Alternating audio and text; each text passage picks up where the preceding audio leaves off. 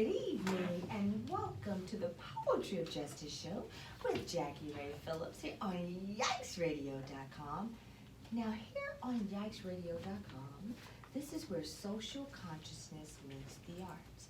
And what we do is we select topics that spark the interest and awareness of social diversity, ranging from arts, entertainment, and social justice at large, leaving our listeners thinking and saying, in unison, ladies, yikes! YikesRadio.com. Did y'all hear that? Hit me one more time. Hit me one more time. Hit me one more time. Hit me one more time. Yeah. Now that is the sound, the sultry sound of my mentor, the Mr. Kevin Nash. And Mr. Kevin Nash is the owner of Exonerated Radio, which is the parent company of Yikes Radio tonight. And that's where you are tonight on YikesRadio.com. And that's YikesRadio.com. And guys, I've got Compton in the house, and you guys know I always represent. I represent all my hoods, all the hoods, all the way to hoods. But Little Kim say, put your lighters up. Yeah, you know I love Little Kim. That's my nigga right there. But at the end of the day, I gotta represent my hometown because that's just, I'm homegrown, and we got some beautiful sisters in the studio tonight from my hometown, Compton, California. But I gotta put the real deal Holyfield. I got this beautiful black sister in front of me named Ms. Zanotti. And Ms. Zanotti is from my crosstown rival of the Big Centennial High School! Woo! We got some Apaches in the house, and I'm gonna tell somebody a low down dirty secret. What that? Y'all, you know what? I'm a tar bag all day, you know, because it's so hard. Lori Ray, what is it? It's so hard to be a tar bag. So hard to be a tar So bag. Erin, did you graduate from one of them big three? No, I went to King Drew personally. That's right. Tiny Michelle. Tiny Michelle. What about middle school, E? I went to Henry Clay in LA. You did. Okay. So, I went to Compton High School, and we're the home of the Tarbers. They're the home of the Tarbers, and it's really rough, so maintain your cool and let us show our stuff. Because we're the #1 school, and we're here to fight. So step behind the blue and white. You better step behind the blue and white. You better step behind the blue and white. You better step behind the blue and white. That's Compton High School, nigga. Compton Tarbers up in this bitch. Me and my sister Lori G. Go Tarbers. Whoa.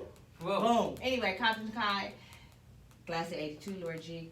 Class of 85, Jackie Ray. But I got Zanotti in the house. But y'all, believe it or not, my husband, who I laid down and had 2 seeds with, went to Centennial High School. How did that happen? I don't even know how a tar babe and an Apache collided, and my kids is crazy as a mug. So that could be but I love Centennial. But let me tell you, I want my sister to take the mic, because you know I can go on and on to the break of dawn.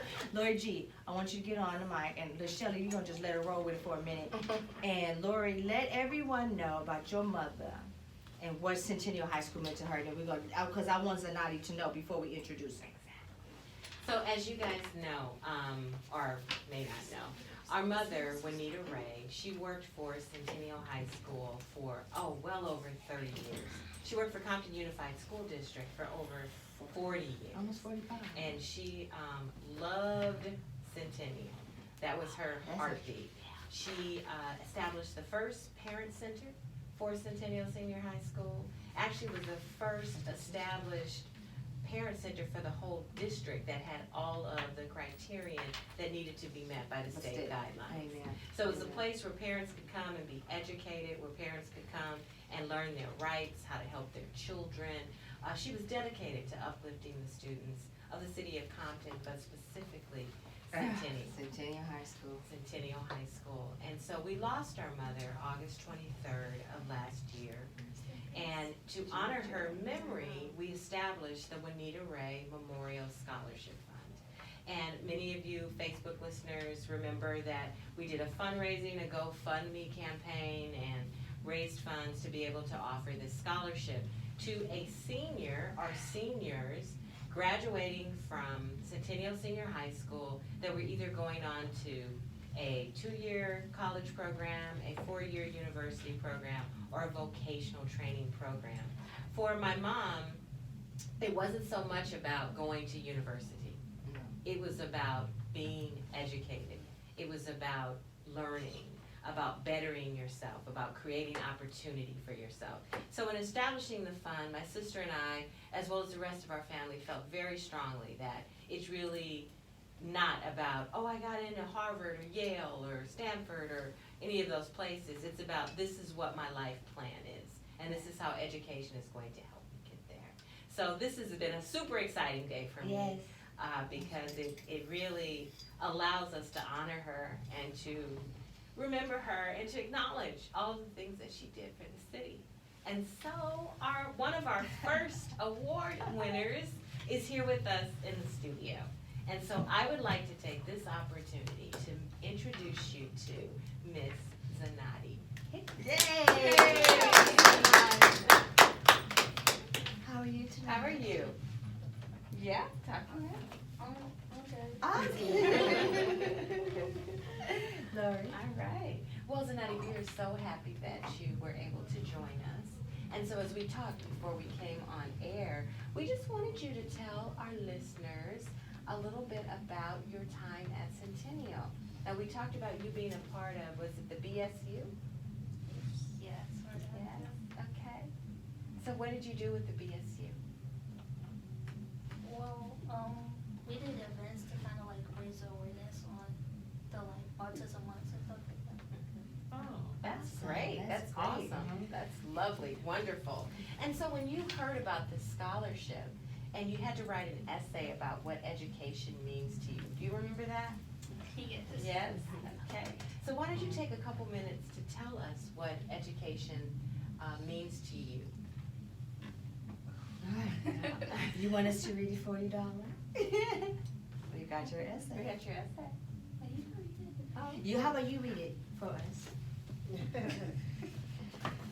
And for our listeners, because you took the time to go into your heart and to write to the scholarship fund, so no one can read your work better than you. Coming from your voice. Thank you. I know it's kind of long. You want to just like give us an explanation? Yeah. It's a lot, too much, okay.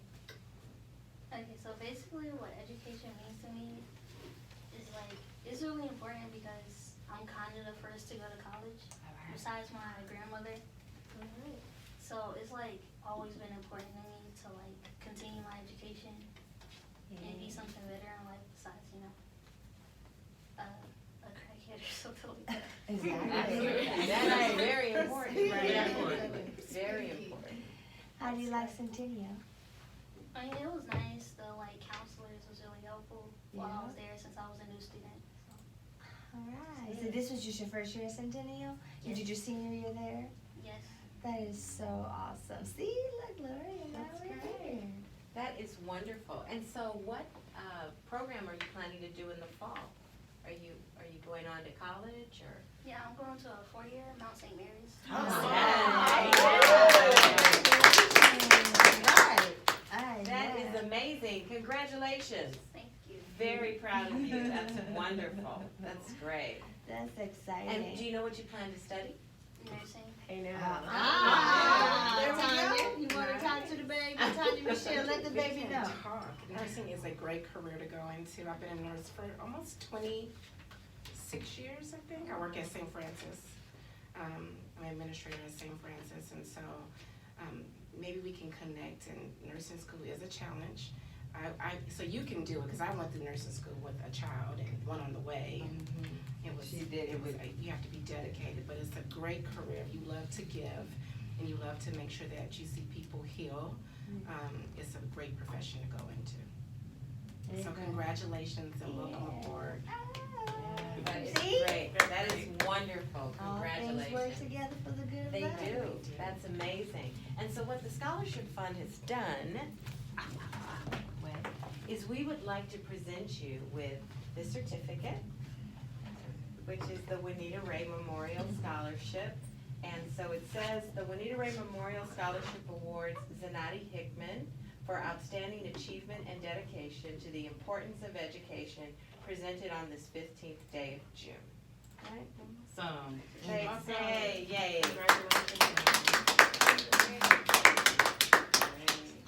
And so so we are so proud of you, and please stay focused and dedicated. Connections going on here. Yeah, She's a make great sure. person to know who can definitely Yeah, help you she's a great and woman. keep so. you inspired as you journey on. We'll help you any way we can. We're always a resource here at the Poetry of Justice show.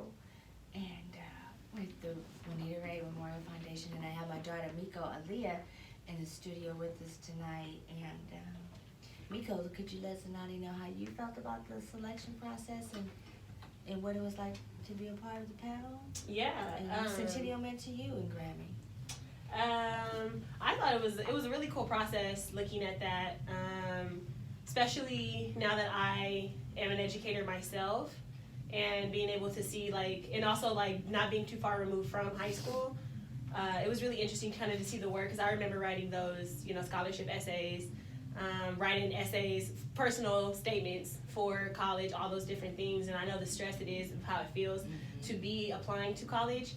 And it's just another different thing, especially being a Black woman doing it, it's a different feel, because it's you feel that you may not be, it's just a different experience, I think, personally. It's a beautiful experience, but it's just different than a lot of what your colleagues and your counterparts of different ethnicities and different genders will experience. But I think for me, when I was reading your essay, you kind of put a lot of yourself in it, and especially your age to be that type of writer was really great, because it takes time and writing is a skillful craft. So for you to be able to be so vulnerable in your writing allowed me to kind of figure out and understand who you were as a person. And it made me want to say, wow, I'm really excited for the journey that she's going to experience when she gets to college. And, college isn't free. So being able to become a, fiscal partner in that was also, a thankful process as well. Yeah, my grandma worked at Centennial for decades, for sure decades. So I've been there a lot for different things. So my dad went to Centennial, so Centennial was pretty solid for me as well. But I'm from Long Beach, so I'm from Long Beach. But Compton's a great city, and what they put out is also very great as well. So I just want to tell you, congratulations. Don't quit. College it's a difficult experience, but it's a great experience. It's something that I feel every person who's able to experience it. So just go in there, have a good time, take schooling real serious. Then when junior year come around, start looking for a job. Start. Because that's when you call Tanya Michelle. Yeah, that's when you call Tanya Michelle. And Easy. I'm going to add to what Mika was saying about college not being free and college being expensive. Mount St. Mary's is a pretty robust private school, so make sure you don't stop applying for scholarships. And because I was reading something the other day, they said in the United States there's $2 trillion worth of debt for student loans, and about 50% of them at this point are defaulted. And so when they were looking at how can you stop students from getting into that default mode, there's thousands of scholarships that don't get applied for every year. And so even if you think you don't qualify, or you want to say this is not me, apply, and you'll be surprised. So just start making sure you don't tell yourself no, that you apply for the scholarships, get in touch with your financial aid department, see what's going on, join societies that may give them, and just apply every single year. And private schools give the most money. Yeah. That's a little hack for sure. Yeah. And a lot of So be encouraged. sororities and fraternities. A lot of money is just sitting there waiting. They want to give it away. So They always do. take advantage of that. And I just say that you have a great support unit in Tanya, and being that she has been in the field, always reach out and network to anybody. Just don't be afraid, don't be too shy. That's the one thing you want to do, is always network, because you never know, years down the line you may need some help. Yeah, I have 2 friends that are instructors over there. Amy, I would like, if you don't mind, if you could chime in as our voice of malehood here. I just wanted to know, because I know you're from our city as well. Any kind of advice with your career as a male at college, and anything that you could offer, Zanati? Just stay focused. You're gonna have a lot of fun. Just stay focused. You're gonna have some friends that come to school with you in the freshman semester. First semester, they're gonna be pregnant. They're gonna drop out. Things gonna happen like that. Just stay focused. But it's cool, man. You gonna have a good time. You from Compton. You from Compton, right? No, East Coast. Where you from? I'm from Jersey. From Jersey. All right. Okay.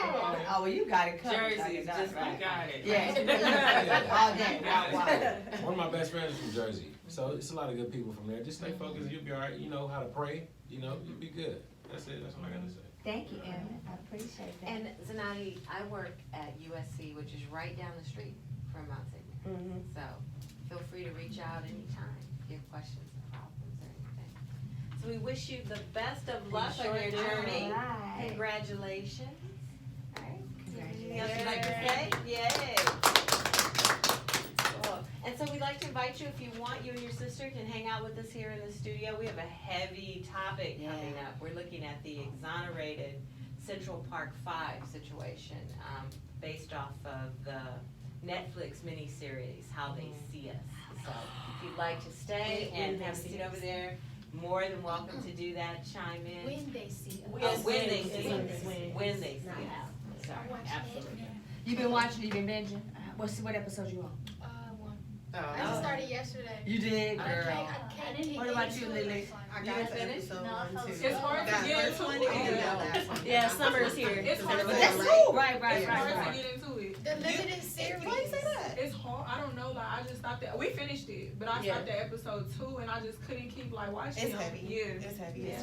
It's But we finished it. Have you seen any, have you started any viewing of any of the streaming on Zanati? Well, I started the first episode, but I never finished. So. It was too tough, or was your time what? Well, tell us about it. No, really. It's because I watch like a 13 show, so it's kind of hard to start watching another one when I already have a bunch of it. But I'm gonna start watching it soon. Okay, I can dig that. Well, ladies and gentlemen, here on the Poetry of Justice Show with Jackie Ray Phillips on YikesRadio.com, I got the beautiful women of the chat in the studio tonight. And so that's Lori G, Shelly C, Tanya Michelle. Yes. We are here again tonight, guys. You know, you can catch us, these beautiful women, every third Saturday here on the Poetry of Justice Show. And then I have a very special treat, but let's talk about our beautiful guest in the studio. I have the lovely Aaliyah Bush. She is a dear heart to me. I met Aaliyah about 2 months ago, and she's been ride or die with the Poetry of Justice Show, so I love her. For so many other reasons, but we ain't gonna talk about those here tonight. And then, of course, I have my adoring assistant, the lovely Whitley G in the studio. And then I have this beautiful, gorgeous Nubian princess in the studio who's gonna stand up for me and come over to this microphone, and she's gonna let everybody know her name. Hello, my name is Tamia Hamilton, and I'm new to Los Angeles. Nice to meet y'all. Tamia, where you from? Where you from? I'm from North New Jersey. That's right. Oh. That's right. You know I love that East Coast. Oh, that's right. Don't we? Lord Jesus. Hallelujah.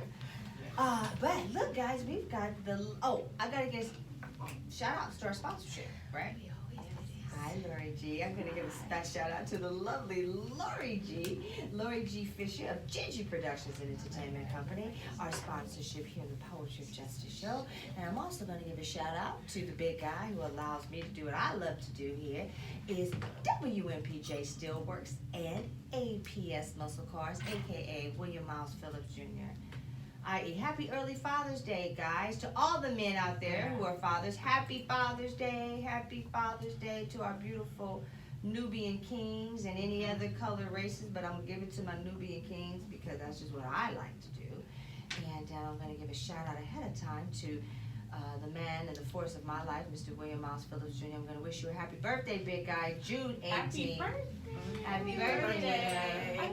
It's the big guy's birthday. And then tonight I'm blessed to have my lovely, opinionated, educated, Sweet. sexy, Sweet.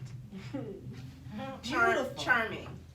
amazing. This young woman here has surpassed all of my prayers. And so that's another testament that I know God is real. So this young woman, and I've been blessed to be her mother and to be able to help her navigate through this thing we call life. So I'd like to welcome to the show, Miko Aliyah Phillips. Miko, let everybody, because I always screw it up because I'm just so anxious about it, but please let everyone know your majors, and then I'm going to take us into where we're going to go. If you can let us know your majors, please. Okay. I graduated from the University of Southern California last May. with a double major in law, history, and culture and African American studies. And then now I attend Loyola Marymount University, getting my master's in urban education. All right. I always screw it up, so I had to have Gave me this. chills. And then she did all of this in 3.5 years. That's Yes. fucking- And while she was on the fucking dean's list in the honor roll, but that's Wow. just, I told you guys, God. Point of the matter is, so tonight, I'm gonna say that we're gonna start off with what we're calling we're not gonna do that yet. Lori G says we're not doing that yet. We still got, I was just looking at the clock. Quickly, yeah. I apologize. We are just going to acknowledge, I want everyone to know that we do have some other scholarship window. Yay! And so, in the interest of time, unfortunately, they were not able to join us. So I think instead of reading those essays, we're just going to acknowledge who from Centennial received those. And so we also have Serenity Jackson, who is a recipient of the Juanita Ray Memorial Scholarship. We also have Christopher Mendez, who is an award winner. We have Catherine Saluki, I think I pronounced that right, Suluqui, who is an award winner. And we also have Maria Herrera, who is an award winner. So the Juanita Ray Memorial Scholarship Fund was so very excited and grateful to be able to give out 6 awards to students that will help them on their way. Students are going to Cal State Dominguez, Long Beach, Mount St. Mary's, vocational training programs, so they're all over the map. So thank you all who gave, and we will be kicking off in September our 2nd annual Memorial Scholarship Drive. So there'll be more about that. But I really though, seriously, I know, I don't even remember, because everything was so intense at that time of mommy's transition, but I'd like to know, what does the Juanita Ray Memorial Scholarship Fund mean to you? Oh, wow. That's gonna make me cry. It's okay. In my opinion, to me, it's my whole life. It's my family's life story. Because education was what our mother and father reared us to do. And that's what we were about. My father was a part of the Compton Unified District Advisory Committee and was for many, many years when the district took on second language learning, so our Spanish-speaking constituents came. My father was a part of that and head that committee. My mom started off being a community aide, and then she was a nurse, and then she moved on to parent liaison. There were always people in our home learning, always learning. So for this scholarship fund, it's that my mother lives on. She lives on just beyond us, me and my family, but she lives on dedicated to the work of people like Zanati, who have dreams and they want to get there. And my family was always known that if you were hungry or you needed help, you could stop by the Ray family house on Arbutus Street and you're gonna get you a hot meal and you're gonna get some help. And that's what I am praying, and God has blessed that we were able to help 6 students, because as you said, Miko, books are expensive, tuition is expensive, all of those things, just getting food. You know, we have a food bank at USC, because our students, after paying their tuition, they don't have money to buy food. So, just to buy food. So the unique thing about our scholarship is that we're not paying the scholarship directly to the university, and they take it all for your tuition.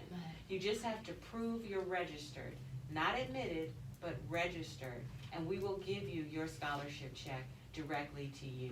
So if you need food, or you need a winter jacket, or you need whatever, you'll be able to get it. So this is just an extension of my mom and creates a legacy for our family.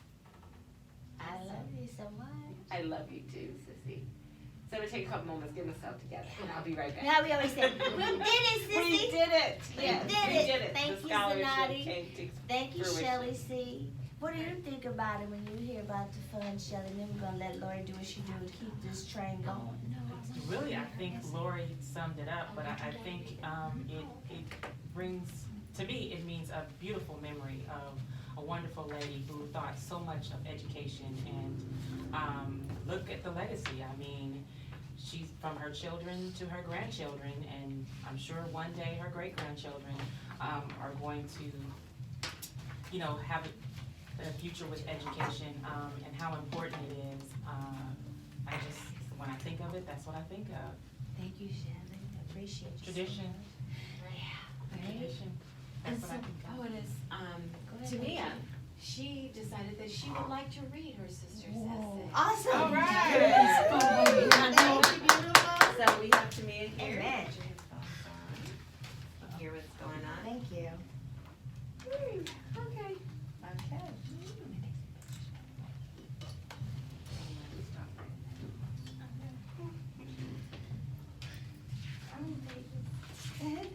It's really good.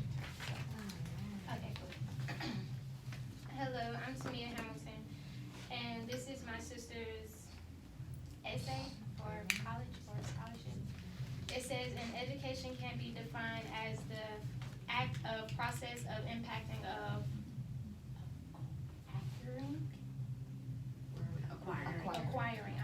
acquiring general knowledge, developing the powers of reasoning and judgment, and general of preparing oneself or others and Intellectual. intellectually. Oh my God, these big words, girl.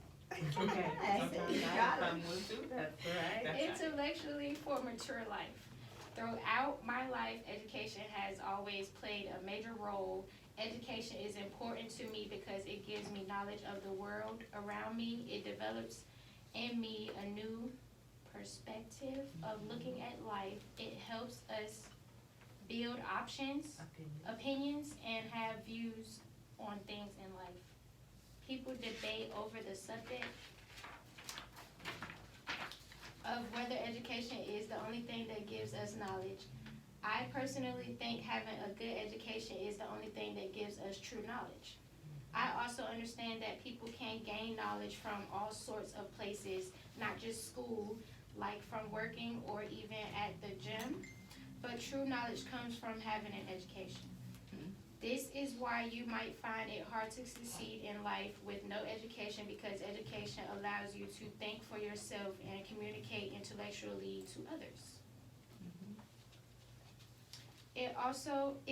It is also a known fact of how to get rid of gender inequality and reducing poverty, creating a more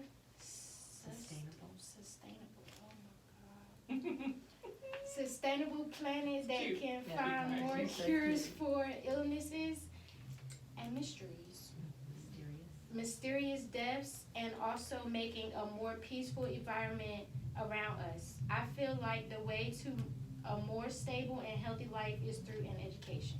You can live a good life you could live a good life without one, but it probably wouldn't be the one you've always dreamed of. Some good way to put it. Very good. A great job that pays you a lot and in the career field that you have always wanted is all anyone could want. And to get that, you have to be educated, even if it's just to be a construction worker, you still will need an education. If you don't have an education and you apply for a job against someone with an education, you are not as likely to get hired as that person. True. Sometimes having an education is depends on who the hiring person is. That's very true to me. Yes. But that's the way they look at us. That's where it Ah. goes with when they see us. Mm-hmm. Everyone wants the good life, but no one wants the education that it takes to get it. Education will help you to realize when someone is trying to scam you or just get one over on you. Right. You right, little mama. You're right. You get it, don't you?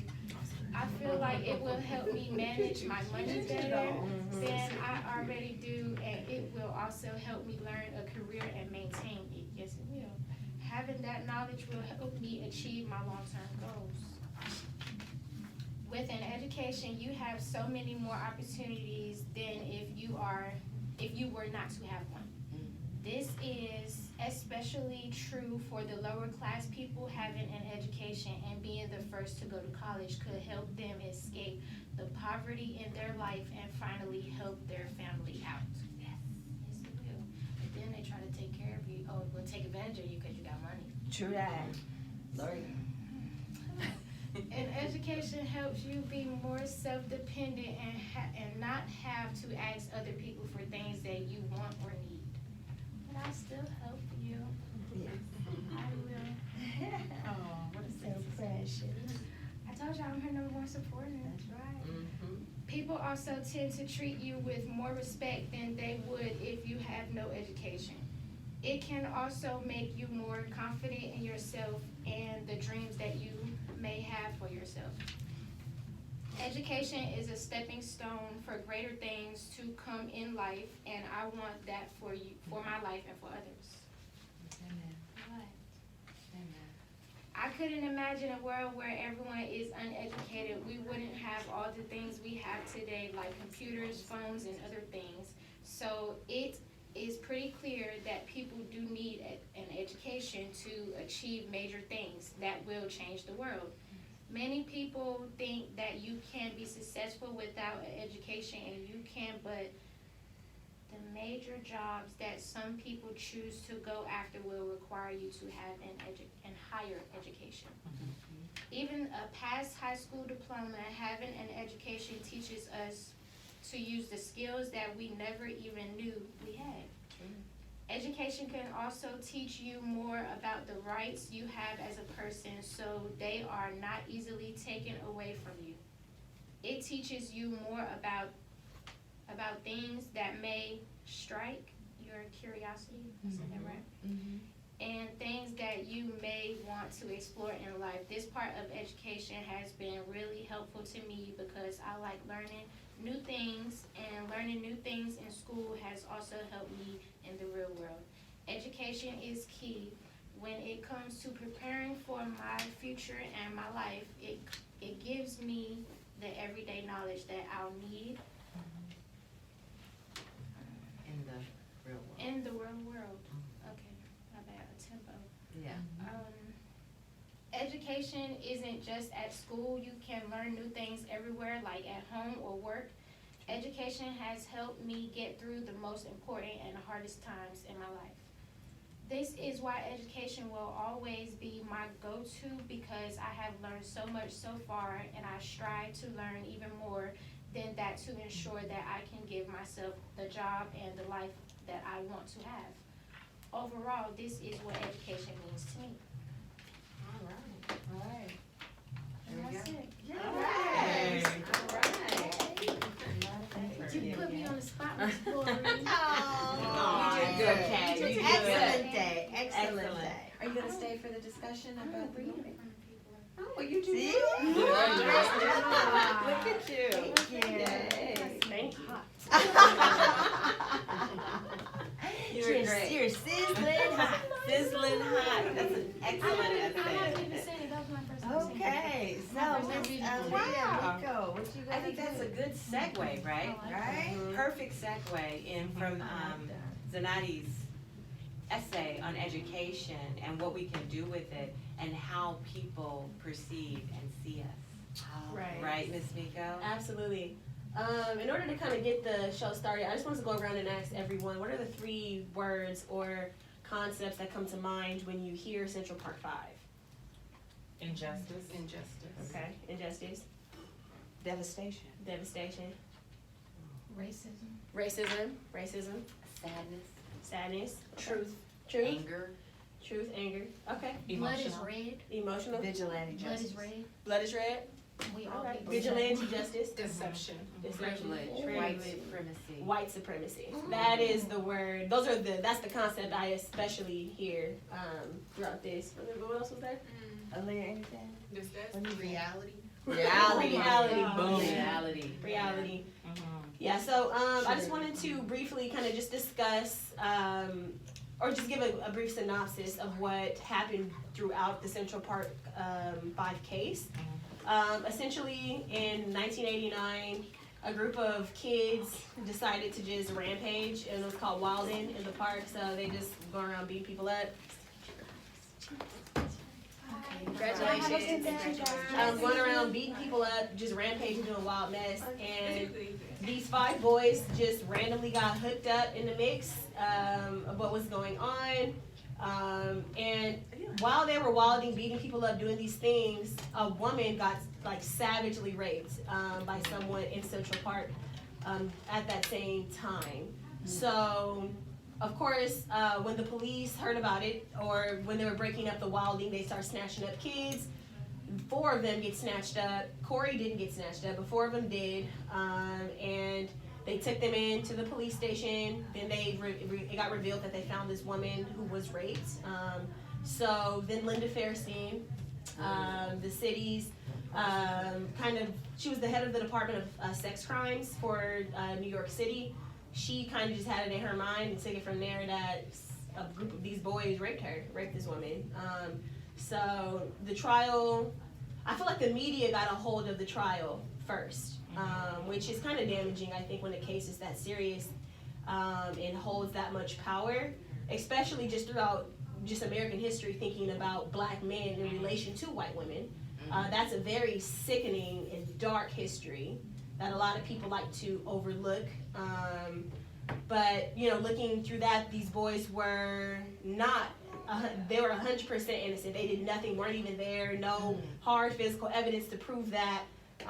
They coerced these boys to give statements of saying that they did do it, which is sick because I'm a middle school teacher. I work with 12, 13, 14-year-old boys, and they are literally children. They're babies. So, putting them in police rooms, yelling at them, doing this, not allowing their parents to come in, just doing completely and utter illegal, practices of law in the room with these boys, making them confess to things they did not do, kind of was the nail in their coffin. So they were all charged with sex crimes, assault, attempted murder, those different things, and they were all got time from 5 to 15 years. From 5 to 15, the longest sentence served was 13 years, and went in at 16 years old. Absolutely ridiculous. Yeah, very, very, very crazy. I think one thing that I want to go into now is for those of us who were alive, did you guys hear about this when it happened in 89? Oh, yes. Yeah? What were your sentiments on it? I want to say that I was probably biased because when I first heard it, I was like, that makes no sense to me. Mm-hmm. Even just hearing the story and hearing the media speak of it, it made no sense to me. I did not believe that the boys did it. Mm-hmm. Did I believe that they were probably out there being boys? Wilding, right. Yeah, being boys. I'm sure they were. I'm sure. Mm-hmm. I just think that when I first heard the story, there wasn't enough, to me, that at least what they were putting out there on the media, there wasn't enough evidence to even charge these boys with whatever it was, which was rape and what else? Attempted murder, sodomy, murder, all of those things. destruction of And I justice. think, and then the first thing I thought was, stereotypical of what, I'm sorry, white America does to our young black men. Don't be sorry. Right. There's nothing to be You gotta sorry speak about it now, y'all, because the shit is I'm just sorry if wild I now. offend anybody, but I have to speak my truth. And my truth Amen. is, I feel that America is not fair to our black men, period. Just boom. Our young black men. Any. especially. Yeah.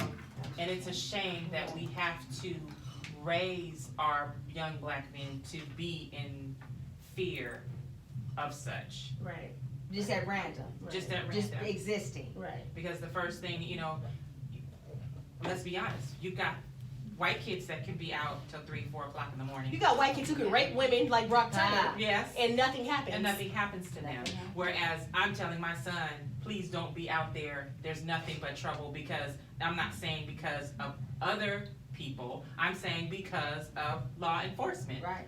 I don't want you to have, all I need you to do is make it home safe. And I feel sorry for those. I feel really bad. And yes, when watching this film, I got very emotional. I had to stop watching it because I was becoming very angry and I was becoming very emotional. And I was trying to have myself a good weekend because it just had to be. And I knew that it was going to be on my mind. Yeah. So, not to take us off subject, Miko, but I feel very passionate about it because I feel, again, today, we're in 2019 and we're still trying to teach our sons to come home. Do what you gotta do to make it home. Similar Right. to the dad, right? Right. What was your outlook on it? So in 1989, I was 2 years out of high school, and I really don't think I had as much passion as I have it now. I think your passion changes when you become a mother of an African-American male, or you have a husband and you see what they go through. At that point, I had experienced what society does to black men, and I'm just being honest. But I thought, wow, 14, raping, it just didn't sound right to me. It didn't feel right, but I didn't know the level of coercion that was put behind it.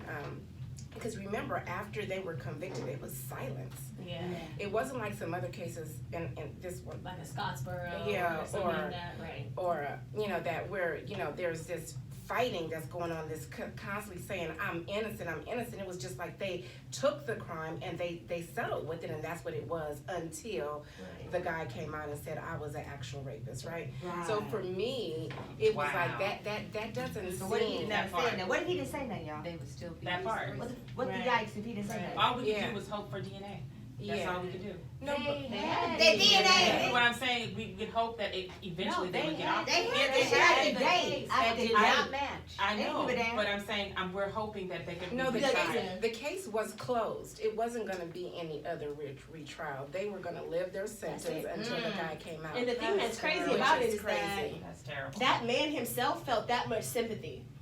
That he was like, I did all these things. I'm gonna be quiet about it. I was quiet and silent on it for 13 years. Wow. But I feel so bad for you Well, being in this remember petition. he had did what He most did all people- those other No, things but in he had did prison. what most people in prison do. They try to find a relationship with a spiritual being, Yeah. and because of that, his guilt. Yeah. And then they But got see, to his that guilt altar- was more powerful than Linda Fairstein, Right. than whatever that other lady was, Elizabeth, whatever her name is, Right. Letter. a letterer, right? His guilt was that strong Mm-hmm. over this. They knew for a fact that these boys did not do it. They knew the whole thing was just made of a lie. And And we have to remember, Script. and I was out of the room, so I apologize if you guys covered this, is that you have to look at what's happening politically Now, at that time. Give it No, out. at that time. At that time, You're they being wild. needed, Six the mayor murders a needed it. day, right? The DA Some office shit like that. needed it. Yes, there were Someone on to average ascribe to 6 Crack murders a area. day in Central Park, right, in that area. But to still That's trump the lies. of course, Right. well, like that's Made their up reasoning, lies. of Right, course. that's their but- reasoning, so that's why it wasn't, they needed someone, and that's why the story was changing Five. to fit those boys. Because well, I don't wanna look anymore. remember it was gonna be 4.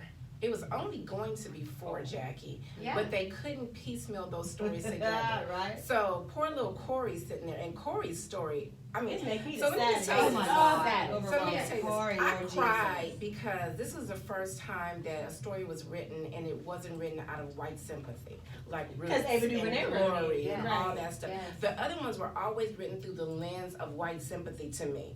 But Mm-hmm. Ava DuVernay, this was actually written from the lens of the actual people going through it, Right. which tells a whole different story. Absolutely. And so, for me, it was just the Corey. I cried every single episode. I had texted the child, I was like, have you guys seen it? Because I'm crying over here, what's going because I'm gonna tell you a quick little story. Jordan was pulled over in Santa Monica by the police department, saying that he met the description of somebody that had just robbed a lady.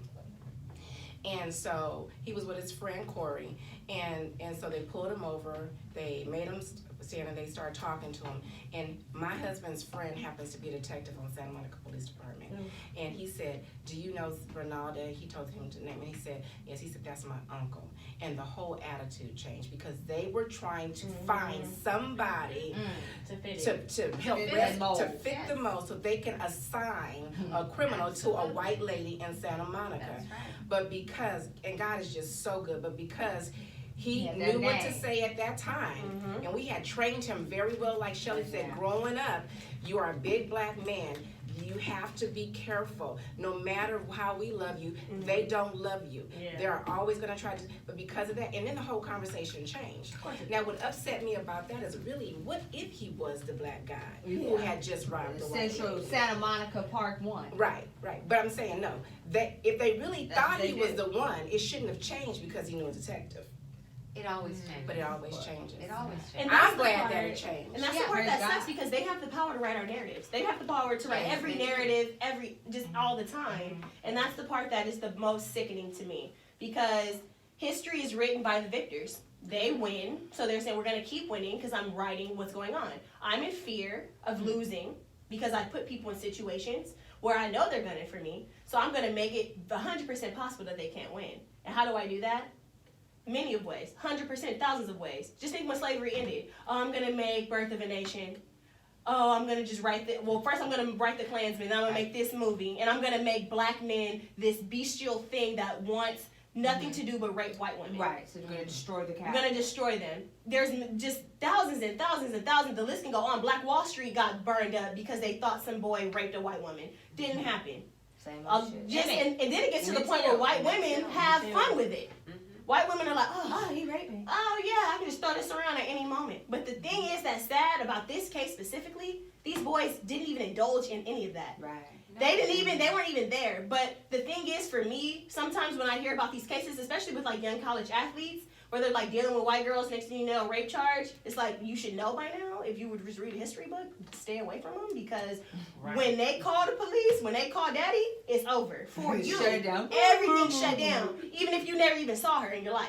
That's And scary. This story happens over and over and over again. Same game, different players.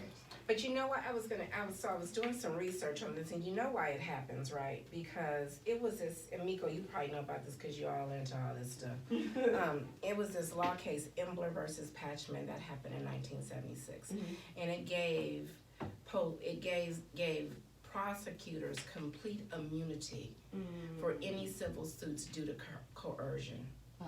They have complete immunity, absolute immunity. So no matter what you've done, no matter how you coerce, you cannot be sued. And it came out of this case and at this time because this black guy who was all the way across town did a crime, and he confessed that he turned himself in, and because he turned himself in, they attached him to this crime that they were trying to solve. But the thing and they gave him the death penalty. But he fought. It was an attorney out of Chicago that came and fought. But because of this case, and they showed that all the evidence was wrong, that they set up everything, and out of that case, his case, came this court decision that they have automatic immunity as prosecutors. So as long as they have immunity and they cannot be touched, it gives them more power. And shit like this will continue to happen every single day. And that's why I consider law a joke, honestly. Institutional Racism. Institutional Right. racism. Because the system is designed not to be about justice, and particularly in this case, you see, it was not about justice. The narrative kept changing as the evidence kept unfolding. Right. So let's create, there was a sixth guy. That's why the DNA doesn't Let's match. break up the trials. Right, so Yeah, that's let's put 3 and it. 2 or 4 or 5, whatever. Right. the There's fuck. no way we could try all 5 of them together, so let's break that up. Just you a know? fucking game. Right, oh, A yeah. game, man. There couldn't be in 2 places at one time. Oh, well, maybe she left a little later jogging today. So you just changed the narrative. You Right. changed the narrative. And that's, again, that lets you know they have the power to change the narrative. That's honestly, to me, is the scariest part. You literally have that much power, you can just say, you know what? There's 100% no way that this can happen, but I'm going to misconstrue it in a way where it still doesn't make sense. And the jury, who is so biased, they're still going to go with everything I say. Because we also forget in these trials, the jury makes it. If it's proven beyond a reasonable doubt, that's what that is.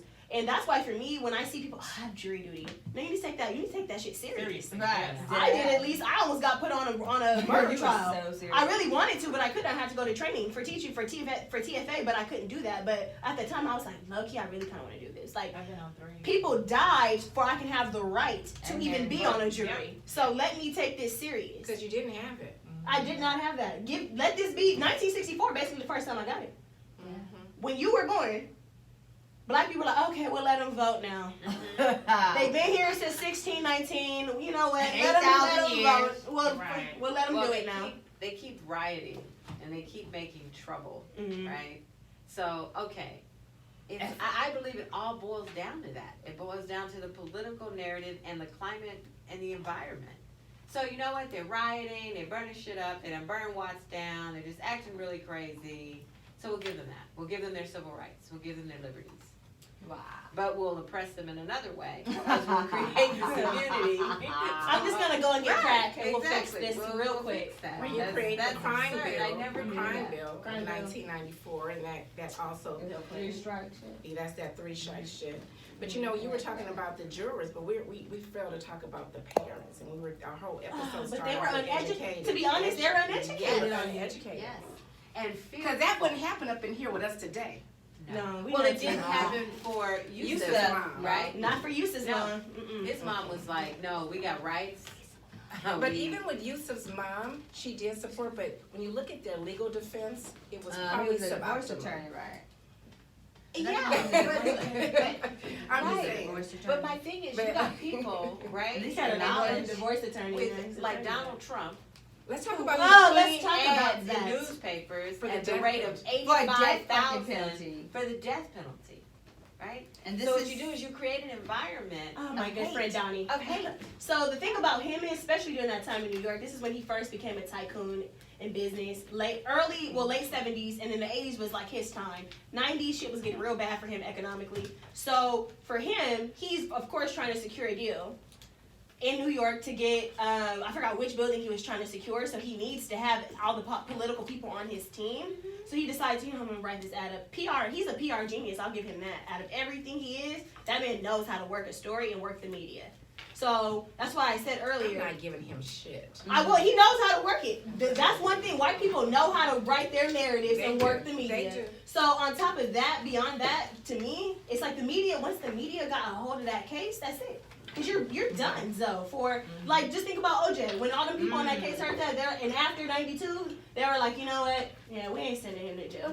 I don't give a damn. I He did it. Right, Right. That's strategic. It is strategic. Law's strategic, Right. and law's I a think joke. right, but I think Donald Trump was strategic in doing that Mhm. because I do think, which in my opinion he continues to show every day, he is a bona fide, certified racist. Yes, down right? to his core. And so he put that in those newspapers because blame the black and the Latino kids, blame the black and brown. Why? Because look, crack is on the rise, right?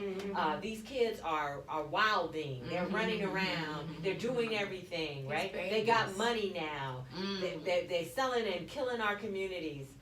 You sell a story. You sell a story to middle class people who are working still. But that's what he does Who now. are He's fearful. been about doing. Absolutely. He's been doing He's this. done a huge Just not like right now. Just the narratives he tells about different things to these uneducated middle America white people or your bottom who feeders. honestly are the dumbest voters historically. Oh, he told you he prides himself on them. Yeah, he does because they're dumb.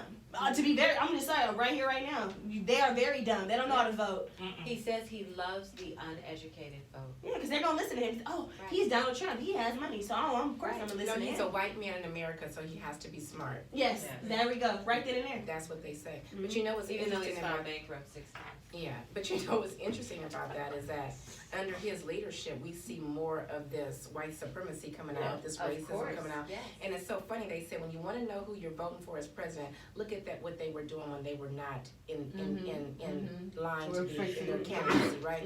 So back there 20 years ago, it was like, I wonder if this miniseries had came out right before the electoral vote for him, right?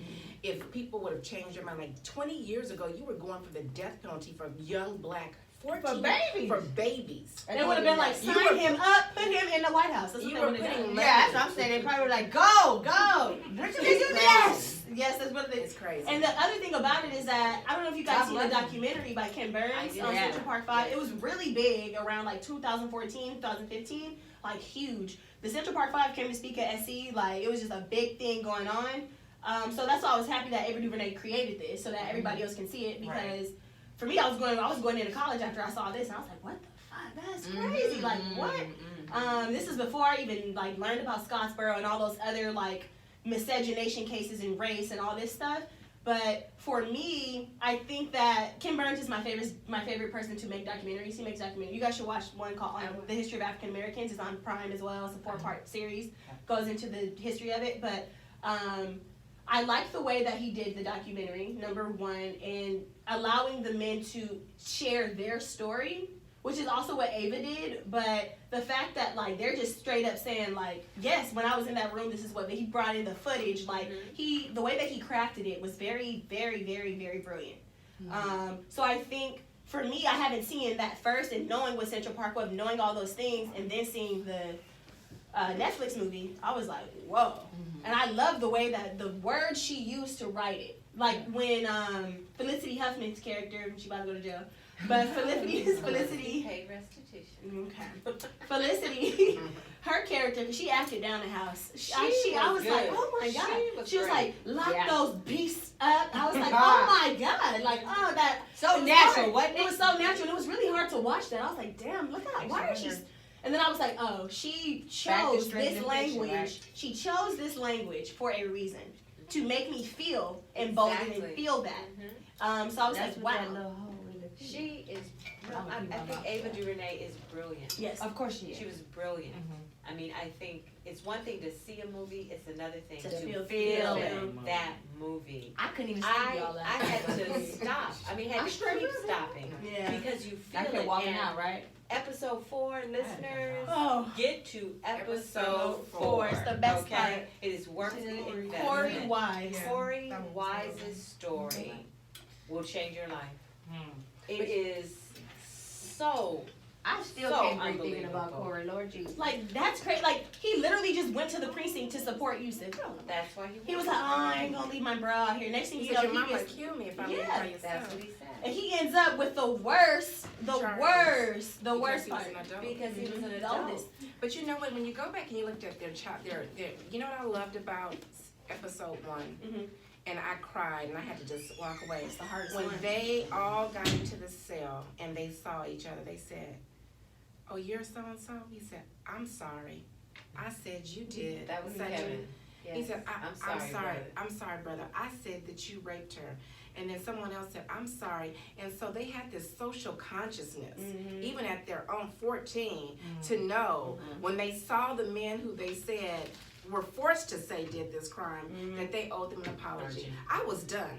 I was like, you know what? This is too much for me. Then I would get mad. They didn't even know each other. They didn't even know each other except Yusuf and Corey. They didn't even know each other. And so I thought, wow, you can't tell me that those detectives did not know that they were babies. They did not know They they don't were get babies. it. And that's another thing with the title. Didn't you hear her in the beginning? When they were in the room, they were gonna let them all go home for a family violation or whatever, when all the kids were in the room. She said, we have to solve this. We've got a room full of suspects. Get to interviewing. Right, get to interviewing. Because why? She decided right there, we're gonna solve this. You got 30 to 40 people in a room that were pilgrimaging through the park? Oh, we finding us some defendants today. But the thing about it is white people really have, I don't know, I really want to do a study on this one day of what goes through their mind when they really see black people. I really want to know, because I don't get it. Read the book White Fragility. White Fragility. I'm going to have to throw that on my summer reading list, because the thing is, I am a whole regular person. Of course I'm biased because I do experience bias. When I look at children, and I work with Hispanic children, if we want to go and get my whole school, I work in East LA. When I see these kids, I see little kids. I don't see a whole, that is a beast. I'm so scared. Like, what the hell? They make that fear on their own. Of course it's propagated, it's created, it's just embedded in the American fabric. I 100% get it, but I really still don't get it. You have a whole gun. You have a gun on you. This person has nothing. Oh, I'm gonna kill them. What is, you're not scared. I may not be scared of you right now, Nico. Yeah. But I am scared of what you have the potential to become. Why do you think So I have that I'm not potential gonna is let the this question. little bug grow up to a damn tarantula. I'm gonna smash it right now. While That it's is a called white little fear. bitty. Mhm. White fear is real. It's dangerous. It's That's the real. worst. The worst It's case to be in. dangerous. It It's is. fierce. It's It's horrible. just It as is. dangerous as white privilege, isn't it? Just It's like- more dangerous in my It's more opinion. dangerous. But you know what it is though? I'm sorry. They have a reason to be scared. Oh yeah, they So know. if you done did all that, this right. for While being 400 plus suppressed. years, Mhm. you have a reason to be scared. scared, Not that it's right. right, not that it's No, right at I all. agree. But they do have a reason to be scared because Yes, they people do. get fed up, and we there. We're if we haven't already tipped over, it's there. Especially after this movie, and Ava DuVernay knew what she was doing making this movie. Right, I remember God when for it her. first started coming out Right. that she was about to make it, and people were like upset in a way because it's like you don't need to keep being reminded about these things. You do though. But exactly, Oh my you God, do. yes. You do, especially People when- always talk yeah, about that. Don't ever forget. When was They it? don't. 2 days ago on 120th and Avalon, that black guy got shot 37 times. 37 times. And Mhm. then 30. This happened when? just Just a couple 2 days ago. But see, the Couple days. media is trying to suppress this because, Oh, of course. you know, Absolutely. 37 times on 37 120th and times. Avalon. I didn't hear that. Did you see about that girl, the little They 4-year-old shot stole a him. doll?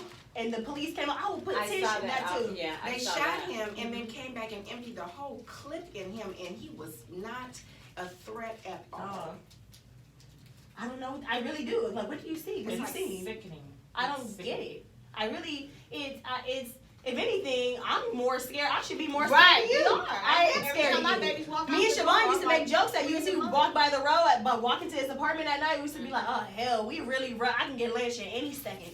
Just look at them wrong, they can lynch me at anything. I'm scared of you. You have a real issue where you're meaning to. No, because you Put have a more person- power. They think I have more power. No, they have more Oh, power. of course to they have hurt more. you They do. by But the skin tone. But you think that I'm a threat to you when you can, Harder. you're more threatening. When Malcolm calls them white devils, I'm like, yeah. You mean to tell me you Basically. can put a person on a rope, burn them, Right? castrate them, take pictures like And Like- they They show- show like you're at a posing. family They barbecue? be That is posing. sick That is behavior. fucked. That That's is really ridiculous. like That is not medieval, humane. sick Inhumane. behavior. Demonic. I don't understand that. So I get the term white devil, I get it. That's when I'm like, oh wow. Because what would do that? That's not the spirit of God. No. That cannot be. And let's talk about how they use Christianity to really put us in the Oh, yeah. situation we're in. Christianity was the whole. That was the them was the real justifier. change. The Mhm. justifier of why and how they can do whatever they wanna if do. they want to But do. then until Nat Turner came along, changed the narrative. Yeah, just he a said, tad. let me learn Just this a Bible. tad. Just for a and minute. let's learn But and they let's talk. extend him under just conditions that were just overwhelming. Yeah, it just really goes back to essentially, and that's why I like that she named it that. Because I knew it was about the Central Park 5, I knew it was coming out, I knew all this stuff about it, and then when I read the title, I was like, oh my god, that is the best title I've ever heard for any like piece of work like this.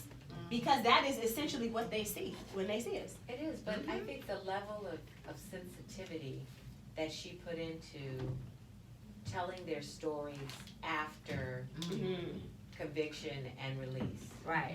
you know, and my heart went out to every single one of them, particularly Ray. And now back He in jail. really wanted to work. He wanted to say, I think of all of them, he seemed to be the most optimistic. Yeah. Let's just put this, I went to juvie jail and big people jail for 6 years. So let's put that behind me, and now I wanna start out and do something else. And there was nothing there for him. Nothing there for him. Every job he got, when they found out he was a felon, they let him go. And that's a universal story. Yeah. That is a universal story. That's how they keep And us what in do we do to chains. survive? We go back to illegal activity. Mhm. Exactly. And he didn't even go, well, yeah, they weren't any illegal activity before that. Sometimes you have no choice. But you know, but another thing, when you look at his dynamics is, you know, just the family support. His dad was doing the best he can, but he had married that woman who did not want him there. So that made his family dynamic in his home stressful by itself. So it's like, I get out of jail, I can't even go back to where I think, or where I It's call home. home prior to jail. Right. Because now, Yeah. he has this woman who's calling me a rapist in my face. Right. Who done gave away my room to this little baby. I feel displaced. I'm displaced there, I'm displaced here. What am I to do? So I go to the streets. Where do I The belong? street, where do I belong? So I think he was ping-ponging in between. Where do I belong? Well, he was trying to find some place Trying to to find be. some place He called found a home. girl, and his girl was like, we can have our own spot, but he don't have any money for that Don't have spot, no so money. slanging was available, it was accessible, and it was easy to do. And it's guaranteed money. And it's It is guaranteed money. Guaranteed money. Definitely, guaranteed money. And like also looking at like their lives after, like Antron's story for me also was very hard. The fact that his father That is walked just out heartbreaking. on Yes. them like during the trial was really just rough. Unbelievable. Because he felt that it was his fault. So You think? yeah, I know it's it rough. was. I believe it was his fault. Yeah, And that's a question for the table, I think. Would you tell your child to lie and make up a story to save Your job. your employment? Now, this is gonna sound controversial, but the Tanya today and the Tanya that I know myself to be would not. I don't know his father. And so if we wanna be truthful, I think we judge a lot. The father probably thought he was doing the best thing he could do to keep his, at the time, to keep his family surviving, to keep his job, to continue to be a provider.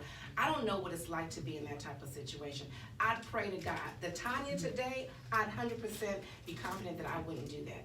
I don't think he knew that the result was gonna be that. No. His educational level, whatever he was going through, he believed and trusted what they say. Tell your son to do this, it'll be okay, and you guys can go home. He didn't have the knowledge. Get that part. He didn't have the knowledge. That's because you've never been in that situation. No, I don't get the part of why they thought they could go home. Because there's a part of the black race that wants to trust the white man. That's just it. And I believe too nice. he feels like the guy is saying, son, protect your job, do this, just go in there and tell your son, and it'll be okay. They weren't mean, they weren't rowdy toward him, they were talking calm, he had no reason to feel threatened. He was like, listen, you gotta listen to them, you gotta do what they say so we can go home. And it wasn't until he saw the transaction get ready to occur that it fucking dawned on him that he fucked up. And that's what I honestly feel. Right. I honestly He thought he feel was that. doing the right thing. I would hope that at that point he thought he was making the best. I made decisions in the midst of a time for my family that when I look back, I probably would have changed them too. The outcome may not have been the same way, but we've all made decisions in life that if we can relive them, we would do them differently. We had more knowledge, more whatever it was, or had a better, whatever it was. The only thing that's hard about that is, but also I've never been in this man's shoes. I don't understand. But for me, when I make a decision, I've been taught this way too. You do something, you stand up and say that you did it, and you hold it down. If I made that mistake, I am not gonna walk out on my wife and my son, especially if I know my son is about to go to prison. I haven't, as the father, I don't know if he's been to prison. They didn't mention that in the thing. He had a history. He had a history of prison. Your son is going Yeah, there. criminal history. I don't know if he went to jail. Right, but the thing about it is I'm like, oh damn, I fucked He was up. worried about losing his job because his Mhm. employer His did job. not know he was an ex-felon. Oh, he was a And felon. the cop said they could find out. And you don't want these kind of troubles, do you? Mhm. If you don't want these kind of troubles, Mhm. go tell your son to say what he needs to say. No, but shame is powerful. And I'm not trying to give him any, shame is a powerful thing. Yes, it is. And so you to go in that house every day and look at your wife and know you the reason why your son went to jail. Yeah, it's rough. But they would have gone anyway, okay, though, right? Huh? But they was gonna go anyway, right? He was gonna go, but But think he about wasn't- Ray. He wasn't dad gonna made the confess. case. He had wasn't not gonna convinced at confess. that point. He wasn't gonna confess. Yeah, think about Raymond's dad. He was like, I told him to go to Central Park that day. Yeah. I told him to go there. So he felt guilty. Granted, it's not the same thing Well, at no, all, he felt but guilty, and that affected his family. Right. Because his family hated him for that, right? Because they got the grandma all engaged and involved in it. But I don't know. But that's Tanya, I another agree situation you. with the grandma, right? Yeah, but getting back to Anton's dad before we go on to the grandmother, I do not know what that could possibly feel like. no. But I just don't understand that if you're a convicted felon, how you could believe your son saying he raped this woman was going to make it better for him to go home. Is there anybody else who sees that? Or I do. We see it, but he did it. And what was his reason? It's just the integral He did trust. it. He just trusted that. He And did also it. he was shamed. But either way, whether he did it just fine. But the part that I have qualms with is the fact that you walked out on You your walked family. out. Be a man about it. Say, I fucked up. I'm sorry you're going to jail because of me, but I'm going to still hold it down for you. I'm so sorry. I'm not going to He wasn't being a man in the first place, because a man would have been like, you know what, do whatever the fuck you need to do at my job. My 14-year-old Yeah. is not gonna lie. Right. So he compromised everything. his manhood from the beginning. But I think what Miko's saying is that, like, the point you brought up, we don't know what we would have done. Maybe he thought he was saying the best for his family. Maybe he thought that they wanted his son to be a witness, right? But when you see it all went bad, Yeah. how do you give them cab fare to go to the court And you don't go. and you don't go? I don't know if that, I don't know what that is. Maybe even as a black man, you could help us understand what that is. What is that? Shame. You know what?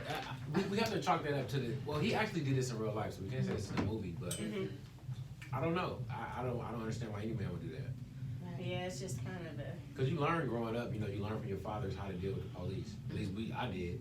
So. But he had taught his son how to deal with the police. Yeah, his I son told knew. you don't do that. When his son had those, when he found out his son was over there and ran and was running from the police and his pants was dirty, he's like, I've taught you how to deal with this. But that it doesn't make sense for him to turn around and then tell him It to doesn't. cooperate with the police. It Right. doesn't. I do think it's If that it shame about the saves job his on own self. hide. It continued to allow him to be the provider. He was gonna lose the only job that probably hired him as a felon. I understand that, but at what cost though? Your son It's going not- to Exactly. That's what I'm saying. But I don't Exactly. think, because if you look at their relationship, and I was thinking about this, It was close. they were very close, so I really in my heart don't think that he thought what he was doing because of anger when he started throwing the chair, and he was like, God damn it, just do what the fuck they say. It was just like, so we can go home. Right. So we can get out of here But somewhere. once you saw that he didn't go home, why the fuck you didn't take your ass to the courthouse, my nigga? I- That's all I'm saying. You just I gonna don't leave know. her by her damn self with this son I don't to know. do that shit. I don't know. That's wild. And she better than me because she loved him To the end. To the end. deathbed is what she learned. I ain't like that. She said, my husband. She said, My son's husband, father. My son's father is sick. And the thing about for Antron, still to this That would've day, been me. Praise God. watching the thing we watched yesterday. No, You that gotta would've learn been to me. respect the Now, power of Evan, God. I know you got something to say. You got it. That would But But you know what the thing about eyes. the thing You is. said you You married took- me, right? You took a vow though. You feel me? Yeah, You but took you a know vow. what? And I But we think all, about it let me too tell with you Ethan. something. We all took vows, and marriage is vulnerable. I'm gonna tell you this: marriage is vulnerable. We all took vows. I don't know if I can look at you the same if you force my son to lie, because you're the one that has influence over the children and the man, the son. Yeah, that's fine. You forced my son to lie, and now he's in jail. I don't know if I can look. Ain't no nookie tonight. I ain't looking at you. That's just me. I'm being honest. I'm not doing Shelly. Not just tonight. Let's talk about it. Not just tonight, because if you sold my Evermore. motherfucking son down the river, we got a fucking problem. Let's talk about the truth. I'm about ready to bust a couple of my son down the river. Fuck you. Oh no. See, Oh no. because my husband wouldn't have had to not come home. He wouldn't have had no home. Can't come back. I wouldn't have been able to do it. But he got sick. But see, he was He's away. sick out the streets. You left him in the street. He was away, and he was still paying for the mortgage. I know the story. I He would was have to away, pray. still I paying would for have to pray. shit, She know it. doing shit, giving her a little something, because she wasn't working. I didn't see her go to work. She didn't see her go once. Not one time did she say, you know, I can't make it because I gotta go to work. So when you're under that type of leverage, let's be real. Come on now, when you're under that type of leverage, sometimes you don't say shit. No, you don't. I don't. But me, Daddy I'm sold just saying. it. Sold me and Chantel down the river. probably What'd you say? He didn't sell me and Chantel down the river. So Yeah. I'm just saying sometimes I've just learned as I've gotten older that sometimes we say what we would have done, but you don't know. You never you know. don't know. You never don't know know. what you would have done. You I don't agree know. with that. I would Hindsight, you hope. I never would know. hope that I wouldn't have done that. For me, I just wanted to like talk about kind of the hurt that Antron still even has to this day. He like said that. he hated his dad. Yeah. He said he hates He him. said, I hate the man dead and he hated him Still hate still. Wouldn't you? But that's supposed to be your best friend. They were best friends. You just He completely looked to turned his your back dad on him. for everything. He needs to take some of that millions and get some counseling because that He needs hatred to. is He very said, angry. Oprah, you guys should watch it. Oprah created watched a it. thing. Yeah, so Yeah. that she was like, yeah, you should go get some counseling. Yeah, Just he said, needs bruh. some. He's Bruh. very His angry. wife told him to go get counseling. He should go in there and get He said he some. wasn't going. Yeah, Yeah, I know yeah. people like that. Well, his father, in his grave, is holding him captive. Yeah. Yeah, that's Still, he still has that is control. powerful. A dead person. Shelley, His see? father, in his He needs some grave, help, Shelly. is holding him captive. A dead man is holding you captive. And you could see it all in his persona. He came and lifted his head. He looked sick. He was like, I hate my dad. And you got children and you married and you telling me that shit ain't spilling over? It's And that's the type of shit that when he was exonerated, there should have been some programs for those kids. You're right. Because Corey is still fucked up. Right. Corey was Yeah. fucked up on Corey the witness was messed stand. up when he went in. Poor baby. Yeah, when he went in. He was messed up with the Pepsi bottle right there when he was in that classroom giving his statement. He been was. messed I up. think Corey was It was just special. too He much. said, He I has a hate hearing impairment. Yeah, so from He the does. very He has a beginning. hearing. But he said, if you can't hear, you can't hear, you can't articulate, you can't read. I know. I'm said- a Spanish teacher. I know exactly his He issue. said, I don't even get me crying. He said, I don't even know what to say. I can't even read. Right then, somebody should have tested his ass for reading. If I was there, I'd be like, aha, I got some shit. My person can't even read. right. Nobody even, But they come didn't even on, do their nothing with lawyers They were divorced lawyers. Trash. lawyer, traffic cop. I mean, come on. They're not. Well, they're- the guy they're from the rural fair, traffic the guy from the cops. fair Like is a a good ear, lawyer. nose, and throat doctor. Yeah, It's that's a like, fix Lori, your come damage. be my defense attorney. Right. Like, all But right. they were doing the best they could do. That one attorney helped them all, though. Who was Antron's attorney? No, Kevin's attorney. Kevin's attorney was good. Yeah, I like him in the fair. Have you seen that? I don't know. But poor Corey's story made me cry. No. Yeah. Did you see Corey's story? Yes. The hot cells, Because for him, visiting room. and rock, just right? knowing like, As Jason Clark would call it. yeah, Yeah. prison in general, like Yeah. men who Bed commit rock. rape have the Oh, worst the time in worst jail. So for him, especially those white men just beating them down, all that stuff, Oh, just the he went to dynamic. the other prison. Yeah, the other They prison. stabbed him and punctured his lung. Yeah, so the other And man he was gonna like, make dude, it. you're just gonna have to go to solitary, or don't go to infirmary because they're gonna think you snitched and you die. So But go you know, to solitary. it was something about him that he still didn't listen. That man who was his friend was actually watching out for him in jail. Yes, he Yeah, was. he And he was like, you gonna leave? And it was like, But that's he why was doing literacy. it for his mom. mama. Yeah, but that's why. His but, mama said 6 but- miles was too far to come. I know, but she His said, mom is Some and mean. then he ended up going yeah. 389 miles. His mom is so mean. Hey, She I had don't know. Maybe She had her She own was on shit drugs. going on. had She her was own going stuff. through it, but that was so mean. Yeah, I think that was just so It was horrible. survival for her, Meek. Yeah. But you can see how important it is to have a good support System. You're right, That because this village is what we happens. call it, right? Yeah. That village, because look at Yusuf and look at Kevin. They did their time, but they came out okay. Hey, yeah. They came The out time okay. didn't do that. Yusuf Yeah. came out a star. Just Yeah, a you diamond, and I like his reference on the Oprah.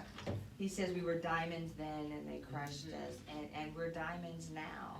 And that's what we are as a black nation. No matter, we're all mixed with something, right? Right. Yeah. Because we're all diluted through the slavery. curse. Sadly. It just is what that is. Just like when they see us, that's what we are. We all look different hair textures, different feel, but we are a nation of people, and in my opinion, and we've just got to continue to build this nation. And here at the Poetry of Justice show, I think doing shows like we're doing now, I know, of course, the work of the phenomenal filmmaker, but just even us bringing it back and not letting it go away. I think that's the biggest thing that I've learned from the Holocaust and the things that you taught me. That Absolutely. They don't let The that Jews shit ride. let nothing I go. just ordered a They book about the shit Holocaust last night. Right. I went to the Museum Called of The Colors Choice. the other But week. that's a good question. So we gonna why, keep the why, shit alive. but why don't we? We are right First now. That's what I'm off- saying. Why don't we keep it Why alive? have- You know Right. why? Why Because haven't my we? It's just too grandmother traumatized. told me What'd she long say? time ago.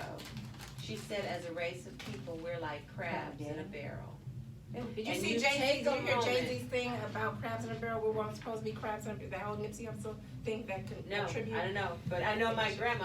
I didn't believe her. She Them all in okay. Florida, we live right there on the water, Mhm. and she brought in. My uncle brought in maybe a dozen crabs. and it was And a barrel. a shallow barrel. The barrel was maybe 12 inches high, maybe. And I was scared as heck. I was like, no, they're gonna get out, mother, they're gonna get out. She's like, baby, they'll never get out. And I watched those crabs for hours until they got ready to cook them. Soon as one As gets soon to the as top. one get right to the top, the frog get right there, another one Crack snaps down. down. And they just all crash. Right, and they they all start it fall, and then they gotta get back up, and a couple of them will start again, and that's what it is.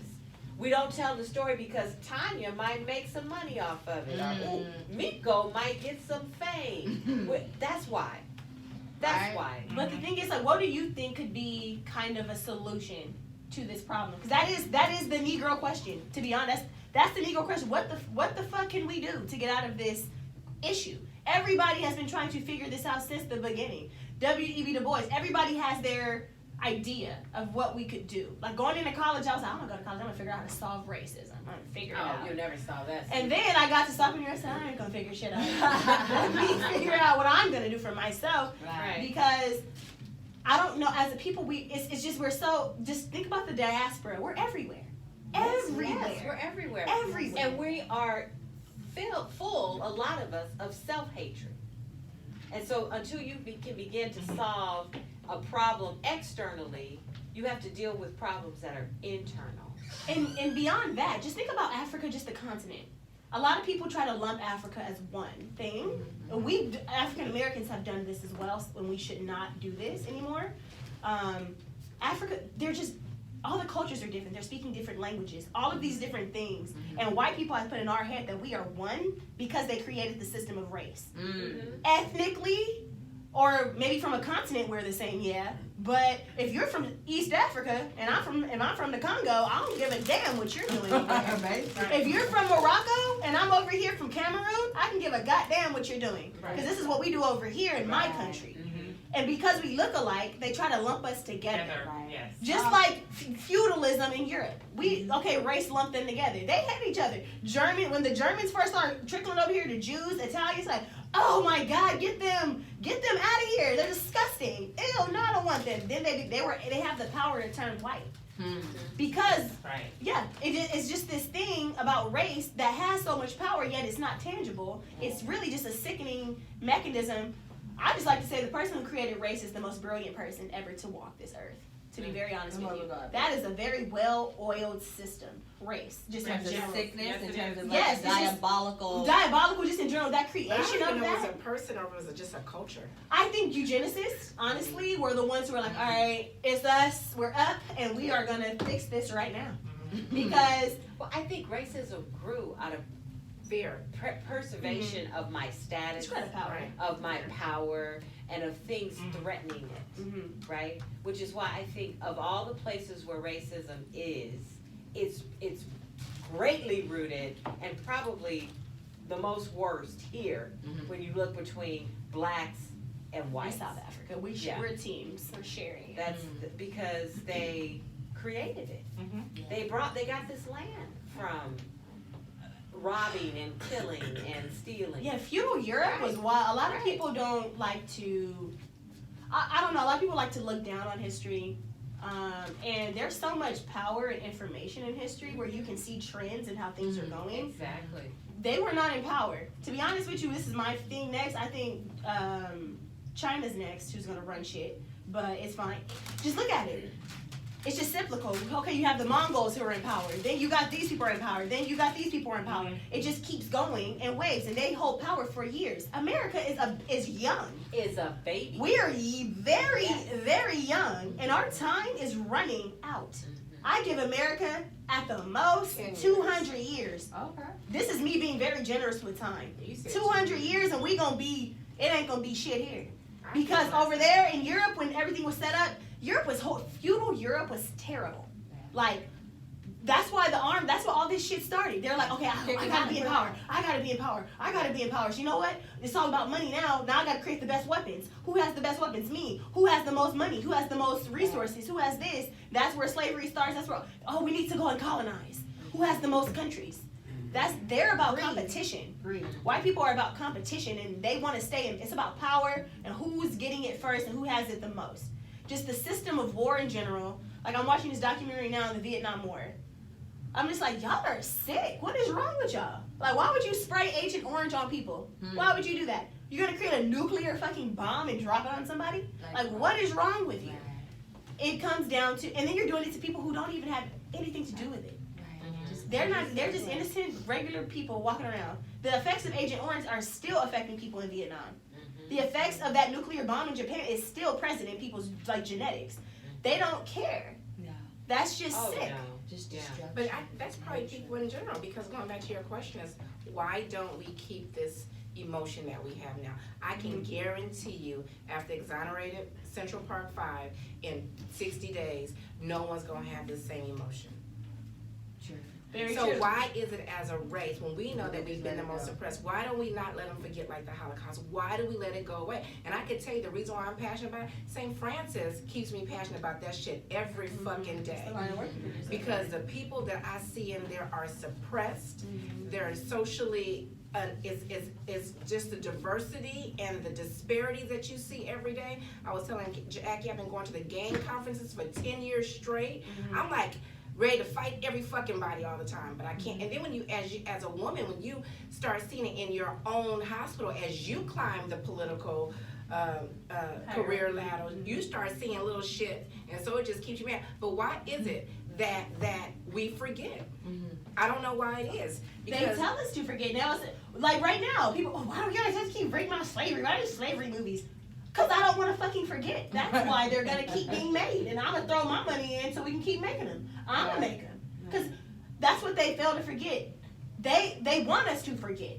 Honestly, they want us to forget. And a lot of us have forgotten. But to we be do. real. We do. And it's sad. Just like right now, YG created a video called Stop Snitching about this mess that happened with Nipsey Hussle. And the video is slavery themed. He has black people in the fucking field dancing. He's on a noose, hung, rapping. You mean to tell me if a person knew about the complexities of slavery, a black man, to go and make that I was just like, wow, this is why they think we're stupid. Wow. This is 100% it right here. They think we are dumb. They can play us at any move. They know how stupid and susceptible to stuff that we are. Have there been any interviews with him to talk about his Not yet, but artistic what happened is creation? they feel What like lens was he wearing when he I don't No, know why. I haven't seen anything, and I felt the same way as you, Miko, but I do know that they feel like a part of Black America feels like if you make money, you're removed from Black America. Huh. So the fact so- that Bill Cosby, Okay. That you got That's dough. If that separates people. People are like, oh, that's not, I don't have to deal with that. I'm up here, so he's making money, he's making a lot of money off of that video. Right. So to what the Disrespectful. it is, and he doesn't That's like care. disrespectful, He don't care. It sacrilegious is, Lori, almost. but I have a question too. What was his reason behind it? Because So the maybe it was, I'm just saying. I'll tell you the Think premise of about the it. video.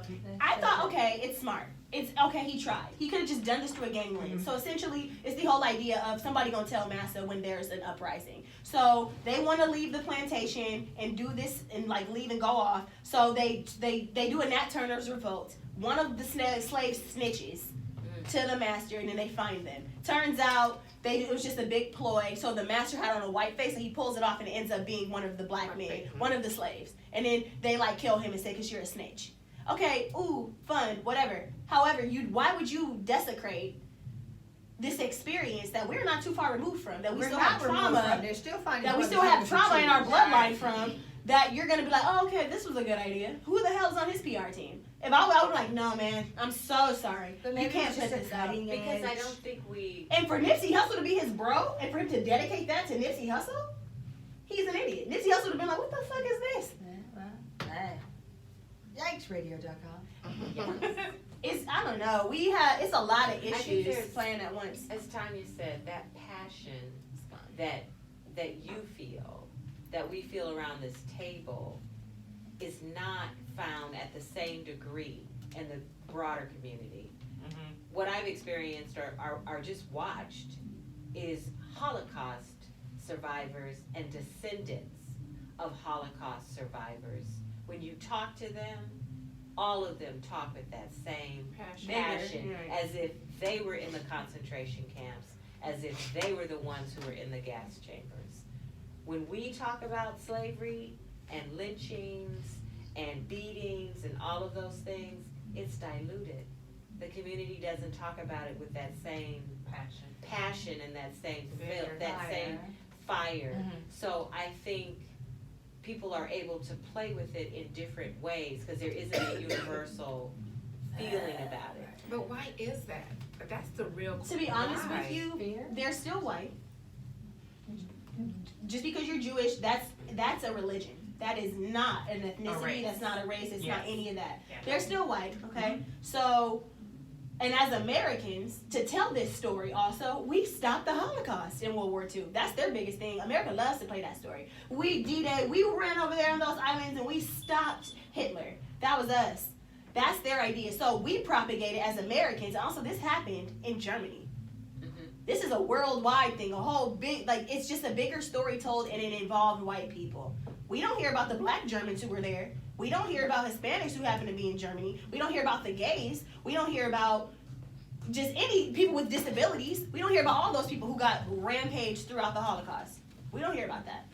Granted, I'm saying, like, yes, we still, what happened during the Holocaust was a serious thing, and I'm happy that they have the platform to keep that story in syndication. Right. We don't, I think in America, because it did happen here, and also, like, in other countries, we're always on the bottom. Always on the bottom. Their Jews were at the top when that mess happened, so Hitler was at the bottom, so it was more of like a, we're gonna get you, but here we're at the bottom, so how can I go to my master and say, can you please put my story out? Oh no, you gotta tweak this, you gotta change this, you can't put this But out. can't you tell your story amongst your own community? You can, but Can't they you tell can your try. story amongst your peers? But look, Lori, think about a plantation jubilee. Oh no, y'all can't congregate too much together. You can't preach alone without me here. Because I know it's going to happen if I leave y'all alone amongst yourselves. So they control every little move that we make and do. For the reasons of Leah. Just like in general, like, like, think about the Civil Rights Movement. Sam Cooke is in cahoots with Malcolm X, who's in cahoots with this. Like, I'm just got an FBI file on everybody. I'm looking at everybody. Edgar J. Hoover, I'm looking at every one of y'all. Make a move, I know what you're doing. So that's the thing. We're watched. We're heavily surveyed. 100%. They look at everything we do. We can just make a joke out of a culture thing. Next thing you know, it's everywhere. White people are doing it. They're making lots of money on it. We don't know how to we don't understand capitalism because we didn't make it. That's my biggest thing. We don't know how to navigate the depths and complexities of capitalism. I was thinking about something that was spoken to us last week with Jason Clark, and he spoke about the Titanic and the iceberg. And when you make that hard over, you made that hard over, but it takes a while. You see what I'm saying? For it to get to where you want it to go. Right. But it's turning. Right. Do you not see a trajectory of turning? I.e., the film when they see it. I.e., us here tonight, the Poetry of Justice show.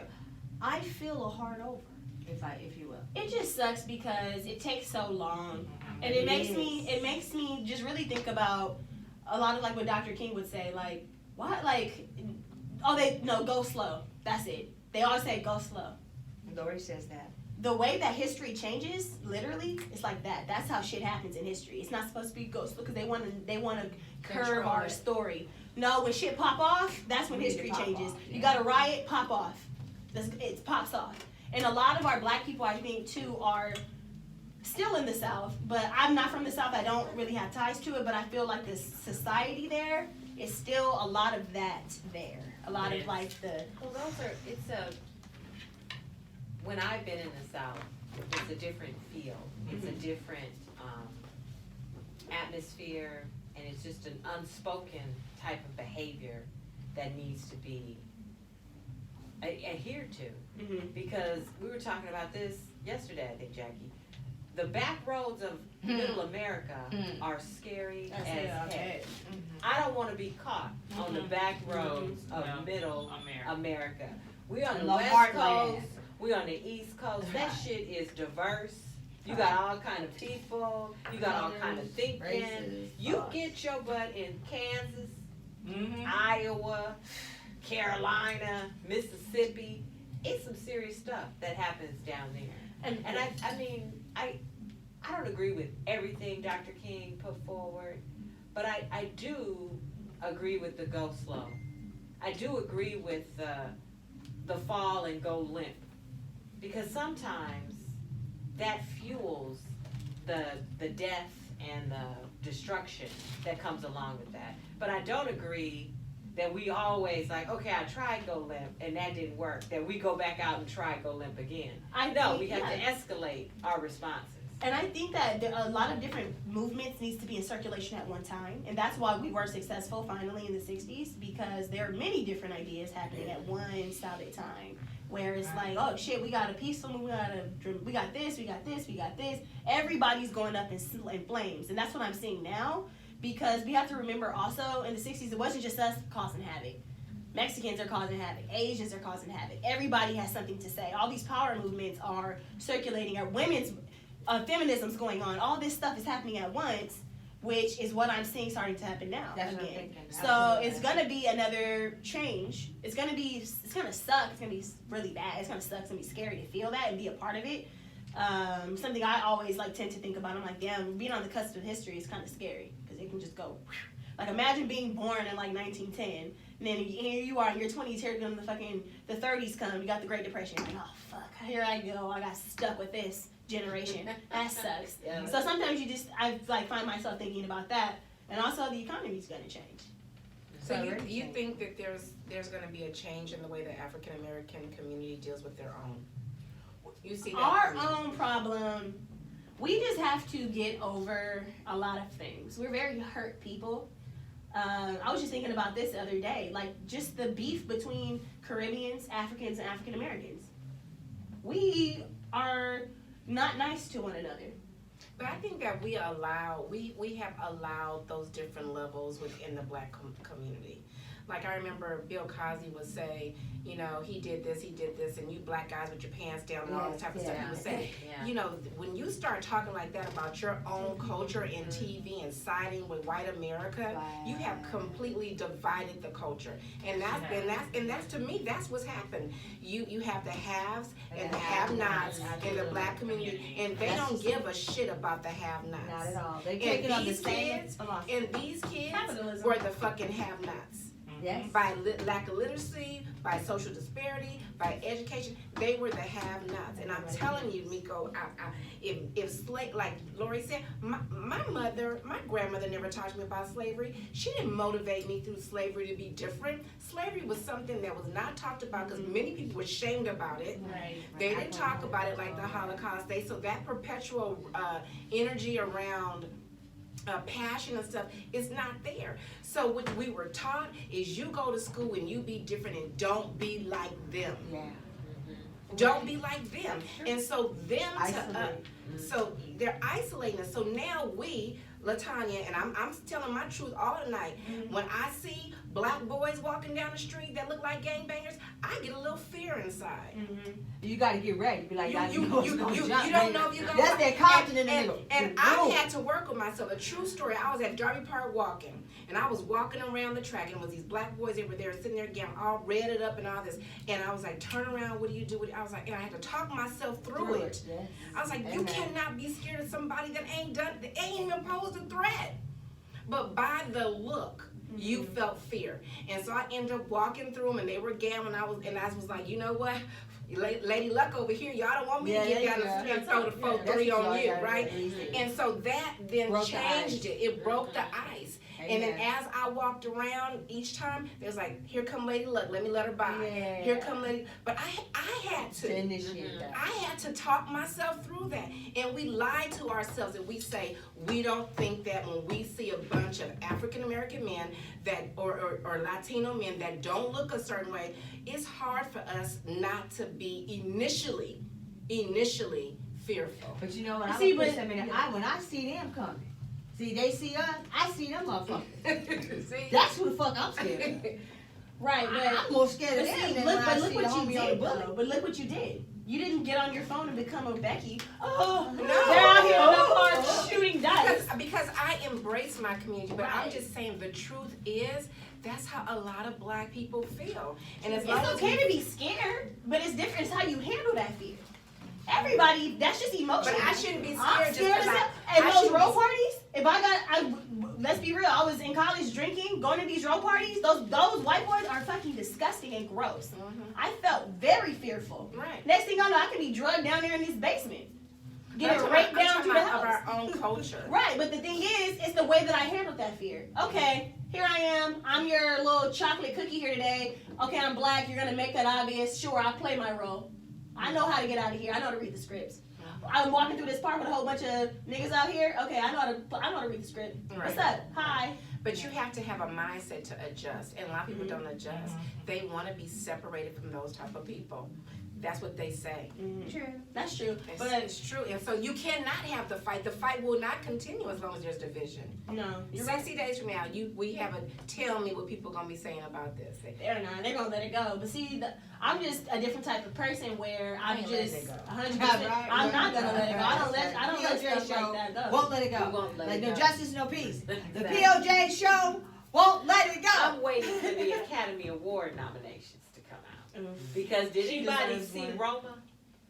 I didn't see it. Who won what, best picture Picture. or whatever? I still don't get it.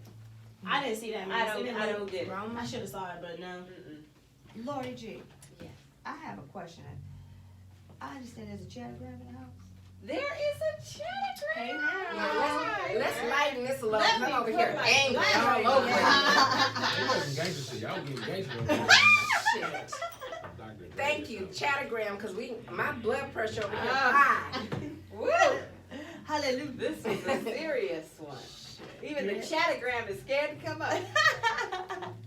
Scared to come up. Thank you so much. Yeah, I know, because it gets. But anyway, Miko, thank you so much for all your passion tonight. No problem. Love the With passion.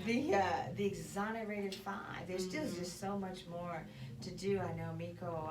Well, we all wanted to do it. We always want to do some trending things here with social consciousness meets the arts, and I'm always honored when Miko even gives me advice, you guys. Even when I'm at home and thinking of topics Yeah, and she's stuff like that. So she's an amazing asset, and again, once again, I'm grateful that God gave her to me as my daughter. But thank you so much, Miko, for bringing so much passion regarding the show, and there's so much more again that we can bring to the POJ show regarding that. But one thing that always trends here, Miko, as you know, with the ladies of the chat is the The chatagram. chatagram. We Amen. get like Yes. rave reviews about it. So I'm just gonna thank you again, Miko, and Lori G. Let Miko, because we need to Well, know Miko, Miko. I want you to weigh in on the chatagram. I want you to Absolutely. listen. So it says, "Hello, ladies of the chat. I could really use some advice. I'm a 45-year-old female that is about to end her second marriage. I found my husband having an affair with a childhood sweetheart. This woman has been in our lives for the past 10 years of our marriage, but my husband swore she was only a friend. I have tried, but I just can't find forgiveness in my heart for this. He and I are currently in divorce mediation. His attorney has asked for spousal support at the rate of $1,500 a month. I currently work as a vice president for a large banking institution, but my husband is by no means broke. He works as a barber, and on paper he looks as if he lives below the poverty line. But what he makes is not reported in addition to his lucrative and illegal side hustles. I was shocked he asked for this type of support. He called me after the mediation session and said Don't he be would... shocked. Don't be shocked, huh? He called me after the mediation session and he said he would not ask for the support if I would drop the divorce proceedings. I must admit I still have love for him, but I cannot imagine paying him spousal support. I'm not sure if I really want to take him back. And Let's let Emmy go first. Let's go. Let Emmy go first while I'm We riled already up. know where this While is I'm going. riled up over here. We already know where this is going. Shit. We're almost through. We already know where this is going. Emmy Latanya show. I really want to take him back and have been considering an anonymous tip to law enforcement on his activities. I'm so confused. Should we reconcile or should I snitch? Any advice you could provide would be We already know wonderful. where this is going.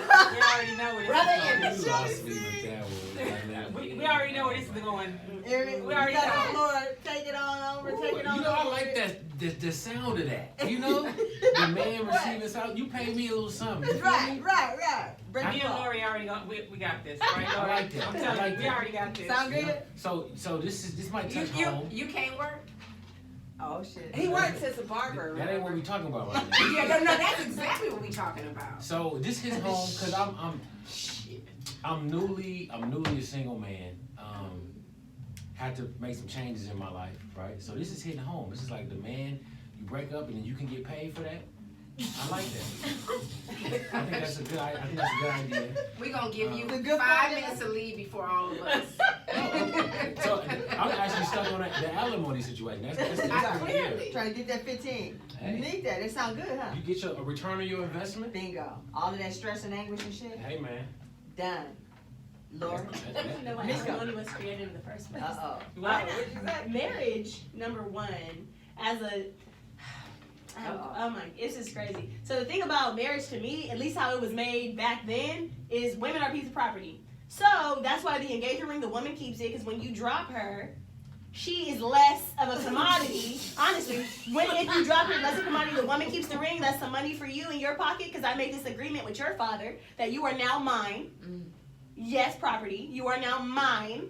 So when we divorce, if I divorce you, you're a woman, so you can't make any money because you're a woman. So here's some alimony because you have to find a way to live and raise the child or the children we have together. So that's why that's created. Hey, what you saying? It wasn't meant for 2 working motherfuckers. It was not meant for that reason. You working, Emmett? While you getting the alimony? I'm always working. He's I'm always I'm a holding hustler, shit. baby. So we're not talking about So you're everybody. not- Right. The hustler. Yeah, I'm not Oh, the man that in was you this weren't situation. speaking from your Oh, no. I'm a snitch. I'm like, No. I'm snitching. Like, You we gonna get that tell divorce me? call. I'm Aw. snitching because I don't want to be with you. That's a sick I'm way not to hold snitching. power over somebody. Snitches get stitches. I'm not You're gonna have to snitch me up because the thing is, you're not gonna control me. I don't want to be with you no more. This does not work. We tried this, didn't work. We're done. So let me get my walking papers. I ain't paying you shit. What's gonna happen is I'm telling, or I'm leaving. Wow. You pick. So you wanna go to jail or you wanna go home? You pick, because I'm not staying through this. Miko's future husband, beware. Why would you wanna do that? That's mean. Like you're trying to control her. I'm not snitching. Well, Because you know what? I want you I'm to be not successful. doing it I'm until not Lori snitching. says. I want You you to be successful without me. I'm not snitching. If that's what you need to do for you, I'm not snitching. You But are paying you the paying $1,500 though. You No, don't I'm not choose. paying the $1,500. Okay. Are you going to jail? You going to jail? You gotta That's do the what? thing. The Yeah. letter's about you gotta pick. Either you gotta pay the 15 and not snitch, or Snitch that he has an income? What am I snitching on? Illegal on the side. Illegal activity. activity too. Oh. At the barbershop. I must have been giving Emmett the side eye when that happened. You weren't paying attention. I wasn't paying attention. Yeah. Wasn't paying attention. I was like this. She didn't make the pain. I think she You made don't the snitch pain. too, huh? Yeah, we snitching. It's a snitch party over here. Survival of the fittest. I'm telling on everybody who is involved. You would snitch? I don't think I could snitch. Shelly, see? I'm snitching. Hey! Hell to the no. No, you are not gonna hold any power over me. Talking about no. You're Shut not up, getting away Nick. with that. You're not getting away with you not putting no power over me. You gonna call the white boys and Yeah. get I'm them gonna involved? call the white man. I'm like, hey, I'm Yes. calling the white man. Yes. You should Yes. be locked Because in you're jail. trying to. I'm gonna be you're on trying to Becky distort or You the should be back locked dollars for in me. jail.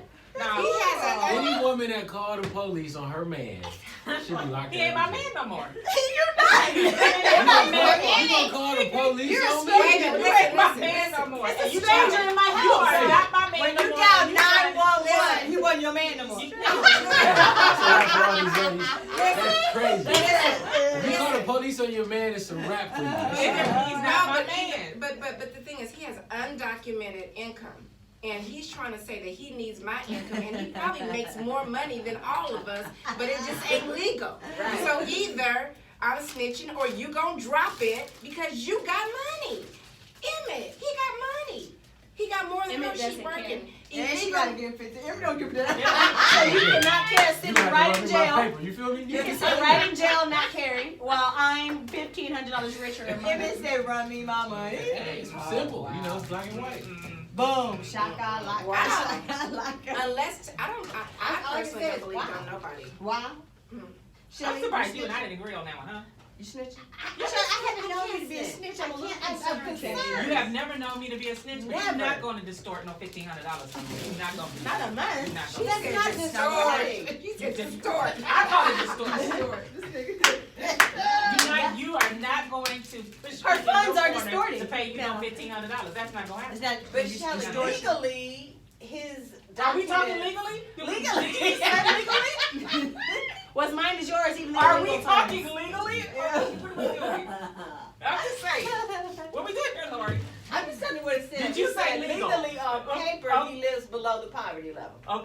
legally, but he illegally getting some money.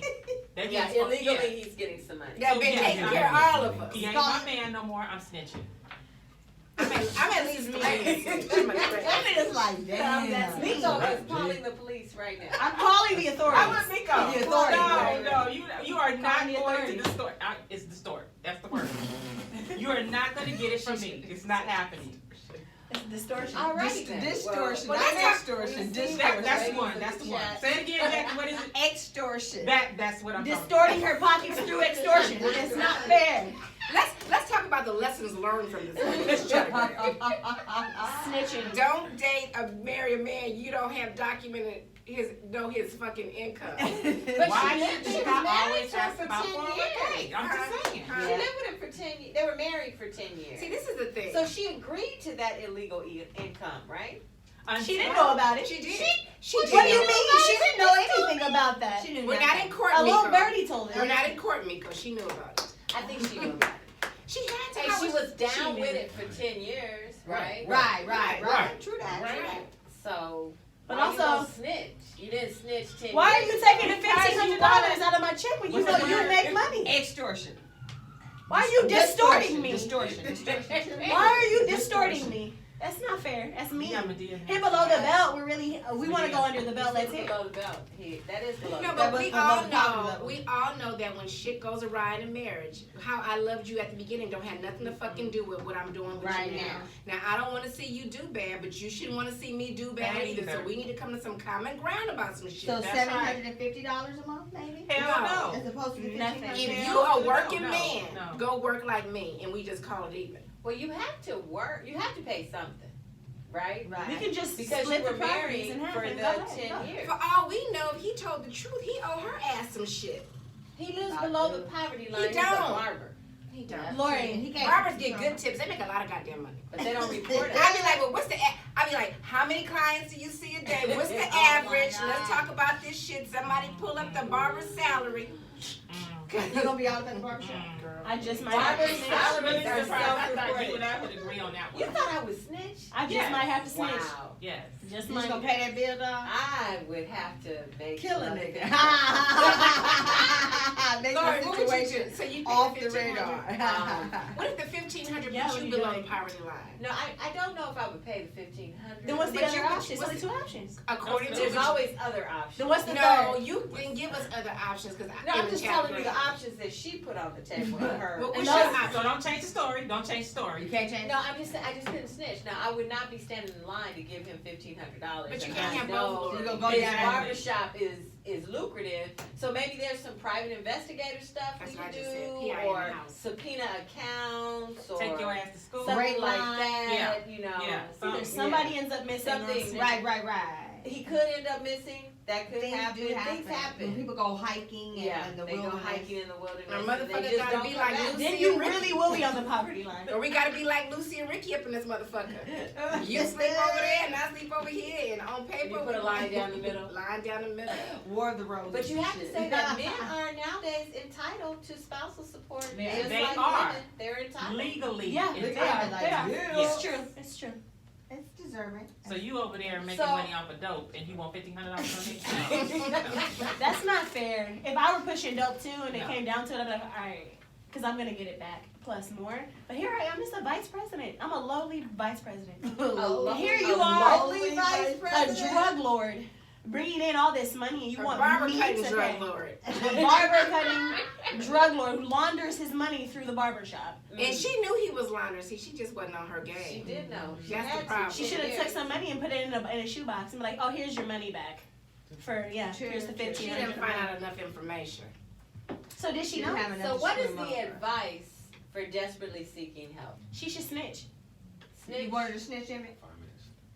No, I never wanted to snitch. Yeah, I'm Emmett telling does you, not we want got her 5 to minutes. No, I said don't snitch, but Lori didn't give me another option. Now she has another option. I said don't snitch initially. I was coerced. Just like, You were, just right. like at the fucking police department. Right. This is what happened. You said two options: snitch or pay the court. Right, those were her options. Or stay. You're the advice givers. You're Dear Abby. You have to Lori, think out the box. don't change the narrative. Oh, You God. said stay, snitch, Don't or change the pay. narrative. Yes. So You're of those staying. 3, you would snitch. I'm Lucy and Ricky. If I don't up want in to be, here. if I really don't want to be with you, I'm just don't want to be with you. I'm gonna have to snitch. Wow. Right. But I she would said say she if loved I him had a to little pick bit of those still. 3, I'd have to stay and figure out some alternatives. I agree. I'm gonna have to Laura. stay Like and a somebody's plan, getting an hurt. alternative plan. Yeah, I'm not in with the snitching, but you gave me no choice, Laura. I felt a little pressure. No, I seen a whole nother side of you when you tried to Extort this one here. 15. That's a whole nother side of you, and you over there selling dope. No. I done seen a whole nother. I don't want your ass. I'm just saying. Well, Shelly got Honest Shelly Rain got him has at been a show, Scarface. hasn't Right? It has really been a show. And the chattergram lives on. We will. I don't know what advice we Tell have her for she you. needs professional help. We ain't the ones. I think it is a professional help needed. We need to call like 211. Tell her We she- invite you to send your chattergram questions. Tell her to let us know what she Email. do. We're Tell gonna her to, forward it. no, tell her to let us know what happened. Because we ain't the ones that advise on this one. Wow. She Wow. I say small. I would say an alternative. You know, there's always It was only you can 3, finesse. Jackie. She can finesse some out the box shit, dog. I hope she doesn't go to jail. But in the event you do, Mommy and Daddy. there are right. Nope. I mean, there are resources available, Miko. I'm not saying she should. I'm just saying there are ways. There are other ways. SNITCH. And then what? But he's gonna get out eventually, fucking Lee, and then he's gonna hit his boys get her from the inside, low key, right? We've seen that. That happens. Remember the Nicki Barnes Sleeping with story, the little enemy. girl? Sleeping with the enemy. I'm Old leaving. girl just, I'm gonna they got just that change bitch. everything. I'm gonna leave. Cause he gonna know you snitched and shit. Now you in a whole nother Yeah, category that's why I said don't snitch. of shit. Wait a minute, you changing the story. You I going back- said I don't have initially. people. I don't have people do this. What did I I'm trying say? to figure out What? No. What did I say I have to initially? call my dad.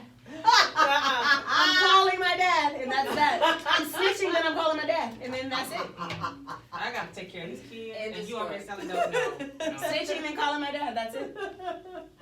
Well, we've had a range of opinions here. I know. It's always fun, though. Well, I feel like I was misrepresented by the information that was given. When they She was coerced. She was I'm coerced. saying, This it is Central happens. Park 6 right here. Right, exactly. It happens even in your own group. I just want to know. I want you to know. Oh, wow. This has been an awesome show. It How has. you had a good time? I had an tonight? amazing What time. about you, Shelly C? Yes, I had a great time. Tanya Michelle, yeah. I did. Miko Aliyah. What about yourself? Yeah, you it have was a a good great time time. with us here in the Yikes. Poetry Justice Show. Had a Thank great you for time. joining us. No problem. Are you going to come back again? Sure, I will come back. Yeah, well, I know you have such amazing topics. Miko, you brought up things like colorism to our show and some other phenomenal topics that we've done here on the Poetry Justice Show. So thank you so much with assisting us with content and No programming. problem. And next week, guys, and I haven't told anybody this, but anyway, we're not going to be in the studio next week. We're going to be live. We're not going to be live, but anyway, we won't be here. We're going to be at the Gingy Productions at the Phillips Manor. We're going to be doing a storytelling event. What's it called? Story tells from your hood. Yay. Mm. Yay. Exciting. Everybody's going to come through and we're going to have a good time. We're going to have a Alright. little drink. We're going to boogie a little what? bit. You gonna show us what you're working We on? coming, you gonna have the aunties there? Absolutely. I'll be there for the aunties. Amen. Ladies and gentlemen, thank you so much for joining us here on the Poetry of Justice Show with Jackie Ray Phillips here on YicesRadio.com. Thank you. Good night. Good night. So I have to share with the chat. You guys didn't hear that whole